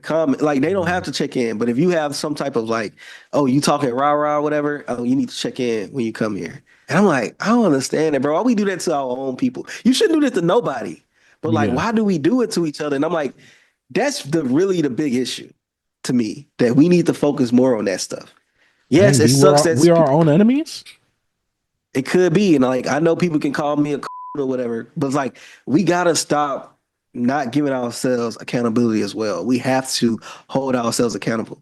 Yes, we know about systematic oppression. We know about all this stuff, but it's like, bro, we also do the stuff. Like even going on Vlad, we play a part in it. We go up there and just talk. Black people go in there and just be yapping, be ready to say how tough they are, what they did, who they robbed. Like, come on, man. We got to be better than this. We have to. I agree. If like I'm saying, like, just to move on, one more point about hip hop media gatekeeping about hip hop, and like some people is not allowed. Hip hop is already sold. We do not own hip hop anymore. It's a wrap. So the whole gatekeeping stuff is out of the loop, bro. It's not happening. I hate those. We don't own hip hop. It's gone. But even then, I think stuff like the internet erases gatekeeping. Anyways, because it's open. You could do whatever you want. You could buy a microphone. You could buy the software. You could do all that. And guess what? If a record company sees profit in it. And look, and a lot of it always comes back to us, bro. We could brain the system, but look, okay, you got they were like, yo, the CMAs, they didn't allow so-and-so to come in there. Wanna know why? Because they control their stuff. They control it. We don't go and we don't help the hip hop awards. We don't care. We don't watch it. We don't watch this stuff. We go watch the Grammys, and we care about Kendrick winning 5 Grammys, but we wouldn't care about Kendrick winning 5 BET awards. We don't support our stuff. People say, dang, you could say something about the Jewish community and they gonna do something about it. Say something about the black community and nothing happened. Who fault is that, B? Who fault that it's the black people. We don't have no power. Yeah. We don't put nothing behind it. You can't say, oh, they do. Bro, that's because they live and they die by what they talk about. We don't. And then we blame other people when we don't get the same energy. We don't give ourselves that energy. We just talk and yap on podcasts like I'm doing now. we're not a monolith though, B. So we don't have to do that. That's true. We're not a monolith. Look, B, it's always whenever it's a positive for someone. We're not a monolith. Oh yeah. We're a community. You're not in this community. So are we a monolith or not? Facts. Like what? Like, that's what, man. I don't know, bro. We don't disagree. We don't come together and agree on anything. That's the problem. Mm-hmm. And it's not that we have to agree on every single thing, but we got to come together and we have to find a middle ground, a middle point. But also we have to start enforcing our own standards and rules on ourselves as well. Yeah. We just have to have a standard. That's the problem. Yeah, we do.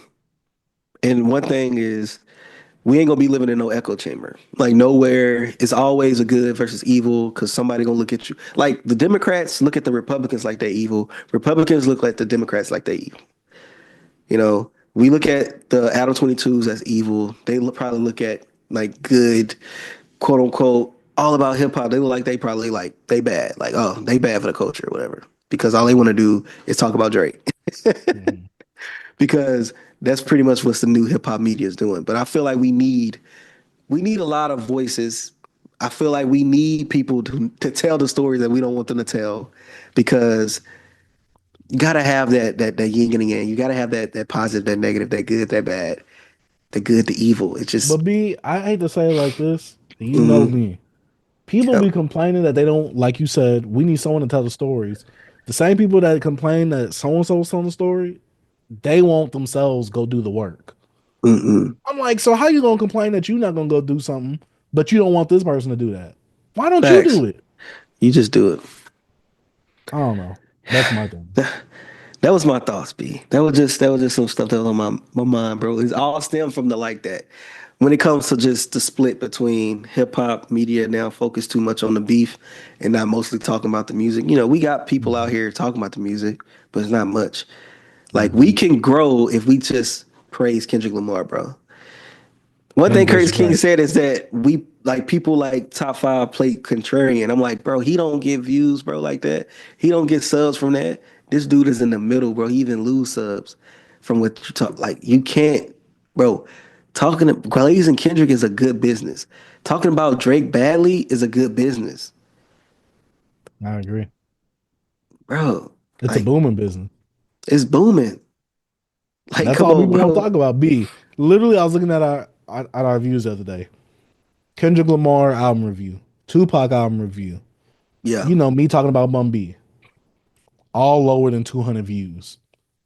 Kendrick Lamar is a hypocrite. Oh, one a point. thousand, over 1,000. I'm like, wow. You Yeah. guys don't want to talk about the music. You guys just want to talk about drama. The drama tubers being, and we're not in the field to be drama tubers, bro.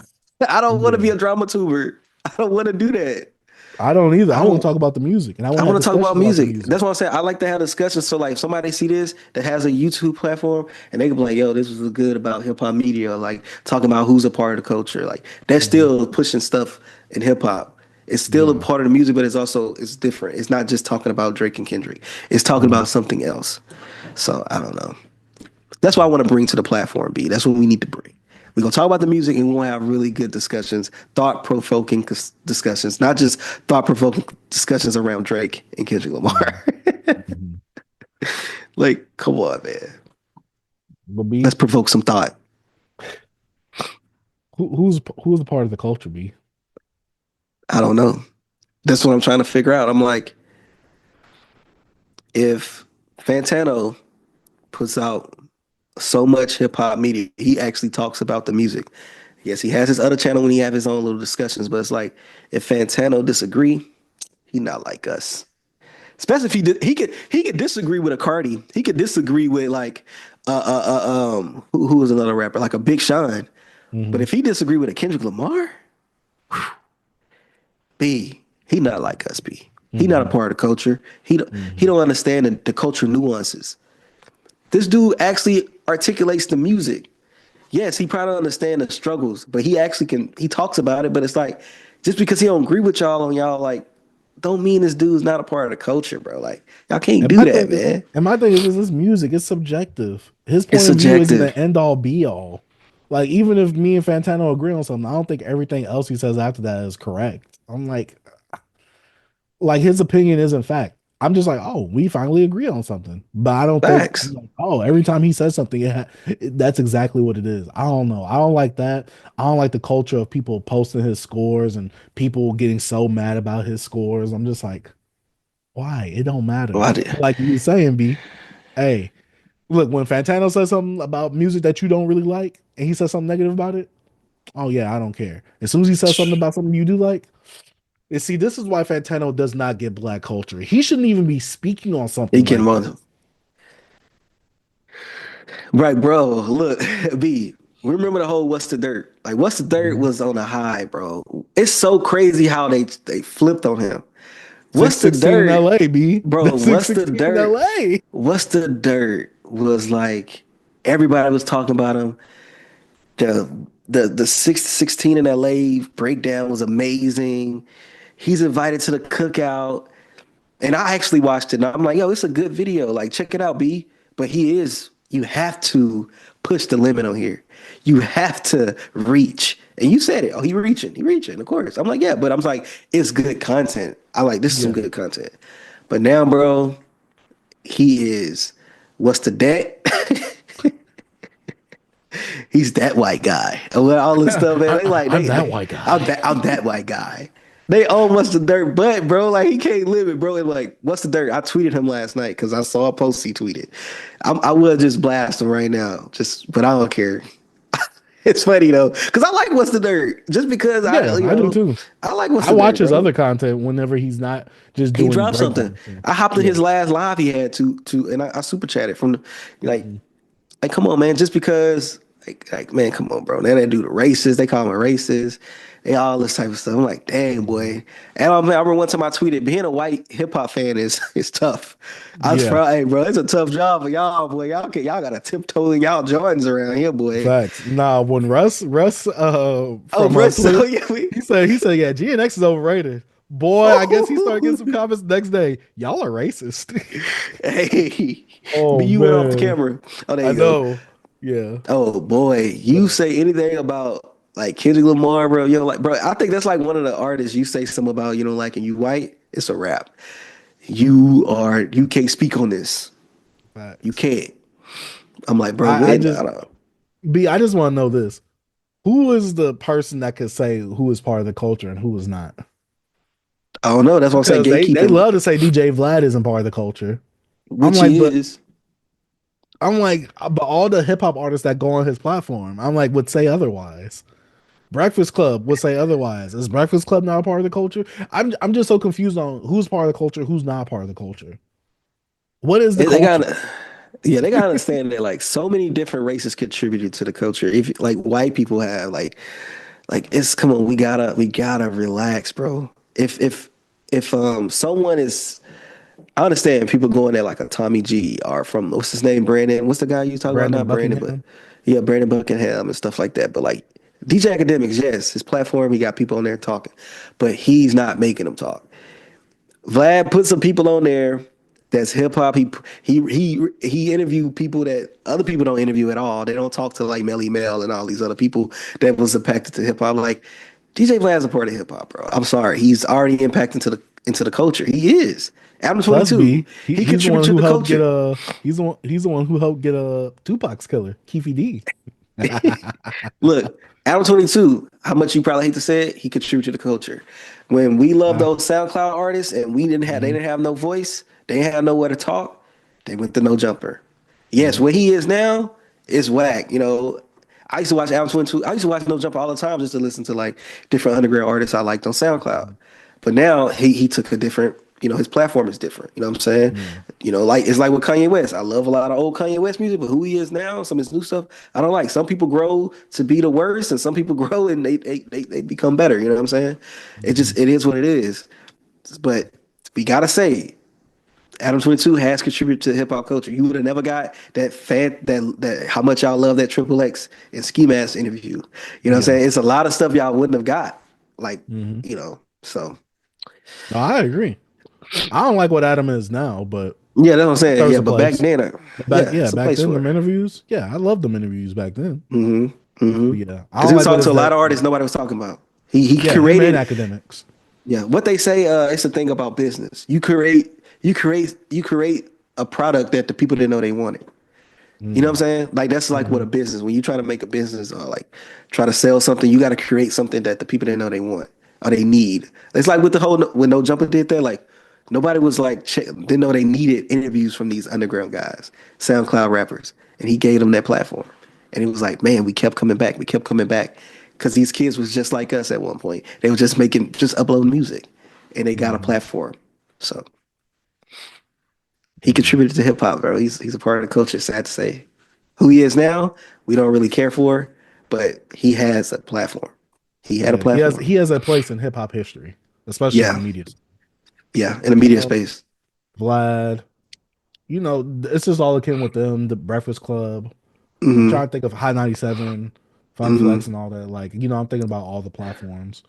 But yeah, I just feel like now it's just so hard to define who is part of the culture, who isn't. Because now it's, if you don't agree with me, even if you are black, you're not part of the culture. You're not part of the culture, yeah. which is just so crazy to me. B, what is the culture? What is culture? We don't what know, culture? bro. Hip hop culture, black culture, what culture? We can't define it. You can't give me like a defined definition of black culture. That You everybody can can't. agree with. That everybody can agree on. You can't. No one's gonna be happy with that. You're only Mm-mm. gonna agree with whoever you like the most at that time. Like if you like It's so and like, so's definition of yeah. culture, oh yeah, that person is out of the culture because I don't like them. Mhm. I It's don't like know. black culture. Like, I mean, being pro-black. Like, you can't define that because people be like, "Oh, you can't be pro-black if you date outside of black." But then they be like, "You could be pro-black if you date." It's like, okay, I heard two different conflicting things. I don't know I don't know. It's like I never got a define. Like, I know what the color red is. I know what blue is. Like, Mm-hmm. I feel like we can't define the culture, and I feel like when it comes to like hip hop culture stems from black culture. And I feel like we still try to hold on to it, but we already let it go. It's global. Like Latin music is Latin music. It's Latin music. Like black people that's in America, we not like making Latin music like that. You know what I'm saying? Like that's black American people that we don't make Latin music. But they can make Latin hip hop. We let hip hop go. Hip hop is free. It's sold. It's stuff in hip hop goes on in other countries that we don't know nothing about. We don't know what's going on over there. Are we saying they not a part of the culture? We don't know what they doing. They got their own hip hop culture. Yeah. It's gone, bro. It's sold. It's out of here. I just think it's one of those things that it's impossible to gatekeep. Like I don't. It is. It's like you want It's to hard to exile gatekeep. people. It's hard to gatekeep music. Like Yeah. it's different if you want to be in control of these award shows and who you allow, but like music, you can't tell somebody in freaking Toronto they can't make hip hop.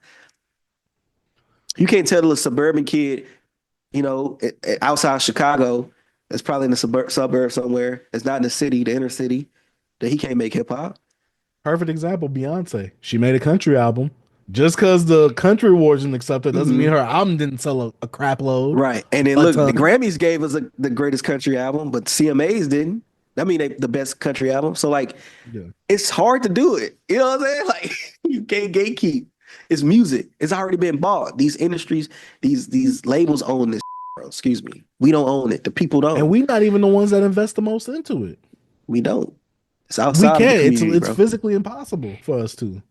Facts. Some we don't have the money on that, and also we ain't got the numbers. And also, if we go on history, we don't support each other like that. It is what it is. It's funny. Y'all want to ostracize the people who support hip hop the most. It's like, dog, this is still a business at the end of the day. It is. Like, you got to realize some people, not everybody, it's money over culture for them. Like, yo, if I can make a profit off of this is what matters. All these white people can fill up all these seats as long as I'm making profit off of this. I've never heard an artist say, I need to only have a black audience. Well, maybe a No Name tried it. Didn't No Name try that? I don't know. I think No Name. Did she succeed? I think, nah, she didn't. She said something about, be a lot of she had a lot of white fans and she ain't speaking to them. But I'm like, it is what it is. This is how it is. Like, when you grow, the majority of the people that listen to hip hop is going to gravitate to you. So it's like, no majority wins. Yeah. Even though a lot of like hip hop is still from us, it's still from our culture. Like, everything is the root here. But we don't own it because we let it go, we let it free.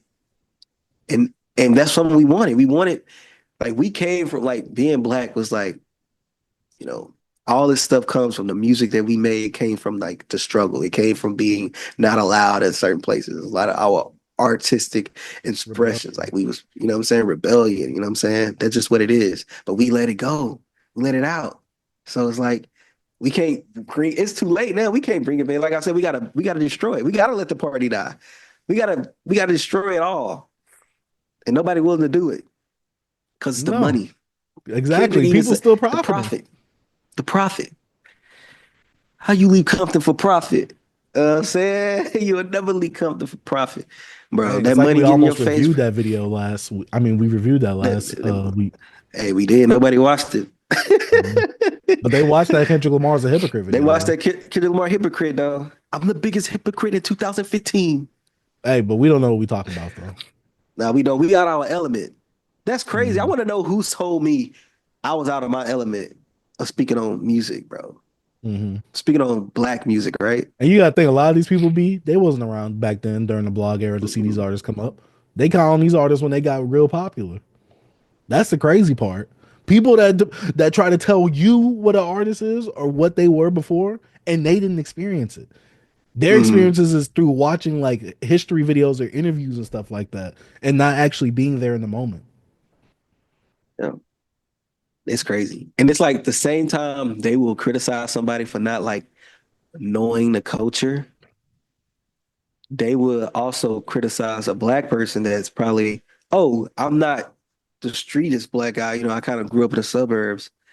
They will be like, okay, I understand why they don't, because they didn't grow up in this. But Mhm. at the same time, they'll be like this too, B. We need to get away from that. Nobody like conscious rap. They, but I'm like, which ones do you want to keep? Do you want to keep that street a part of hip hop? Which one do Mhm. you want? Do you want to make fun of the person that wasn't a part of that? They don't know nothing about the streets, the struggle. That's what I'm saying. It's hard. Like, do y'all want to get away from that, or do we want to keep that? It's like they pick and choose when they want to keep the street stuff and they want to pull the culture card because you don't know what Mhm. goes on in the streets, but at the same time, want to let the streets go. That's bad. We don't need that. Why are you speaking on it? Am I lying, No, you're not. I know exactly who you're referring to. B? I'm just saying, bro. It's confusing. It's Hey, B, confusing, man. We need they opportunists. consistency. Whenever I'm about to say that's the problem. Everybody wants to be a hypocrite now. No one Yeah. wants to be consistent. They the They biggest complain about the hypocrites in same thing they trying to 2025. protect, B. That's crazy, Yeah. B. Yeah. They try to. They was saying, are we ashamed? What is it? I don't know. Yeah, Who gonna tell the stories, B? I don't know. I don't Oh know either, man, that's man. about it for what we got on the docket, B. Yeah, man. We was rambling on that one. We was talking. We was yapping. We was Mhm. going. Mhm. You was I cooking just though. You think was it's cooking though. yeah. I was trying to be. You know, I was gonna do a video about it, but I feel like I let all my talking points out. Hey, you I still had can do a thoughts. little research, B. I might do a little. I might do a little something, man. I had a whole little thoughts I was doing, bro. I was just like, I now what I do, bro. If I have a thought, like I used to do this when I was younger. Like if I had a thought, I would like type it or like write it down. So Mhm. I'm starting to write it down. That's what I I do with just my want to like, notes. I don't know, man. You know, but that's been another episode of Beyond Beats and Culture. Started to be kind of ending on a somber note. Hey, sometimes B, hey, we need that, B. We need Yeah. that. Especially when we're having a Mhm. conversation. Conversation that need to be Facts. had. Yeah. Yeah. Well, let us know what y'all think about this episode of Beyond Beats and Culture. As usual, make sure you check the description for all of our links, social links, the artist submission link down in the description down below. Make sure you comment on this video, help boost us in the algorithm. Make sure you like the video and check us on all the other DSPs in case you can't watch it on YouTube. But you want to close your phone out and get the audio only experience, but you need to come to the YouTube because this is where we come out with the daily clips and the exclusive shows that we both have our own solo shows itself. But B, you got any closing notes before we head out? Man, my closing note is like, do we want moral? Do we want consistency? Like, do we want the consistency from our artists, from the people? Cause we want to know what, like, where you really lie. Like, yeah, it's fine. It's cool to party. It's cool to like have a little fun. Like, nobody's saying that about that. But you can't tell me that I'm a bad person and then go hang out with an even worse person out there, and not expect me to say anything about it. You know what I'm saying? I'm a question. That's my whole life. I question everything. That was my problem. I question God. I question all that. B. What? But B, you can do whatever you want though. Yeah, you could do whatever you want, You can do whatever you but want though. people gonna question it too. They gonna question the morals, the inconsistencies. You know what I'm saying? So, Mm, hey, I just want to say this, man. Stay consistent and mm. don't switch your tune up when you don't agree with somebody. Stay consistent Facts. with it. Facts. Because if this one person isn't part of hip hop, what makes this other person part of hip hop? I'm just You know what I'm saying. saying? I'm just saying there's some white voices in hip hop that people love because they be praising some artists. Mm-hmm. But if it's another white voice saying something, usually praising, but this time he's not part of the Hey. culture. I'm just saying, B, sometimes you just gotta profess, to the Mm-hmm. sky, if you get what I'm saying. Yeah. You know what You I'm silly, bro. saying? Sometimes you Yeah, gotta do man. Yeah, that. man. Because Sometimes you gotta do it, bro. if I profess to the sky and I say something that is disagreeable, am I still part of the culture or what? I don't know, B. I don't know. Hey, We that's my gonna closing see. note. That's your That's closing note? yes, Hey, bro. sir. Oh, but my name is Chase the Dark Sage. I'm T. Peace. Peace.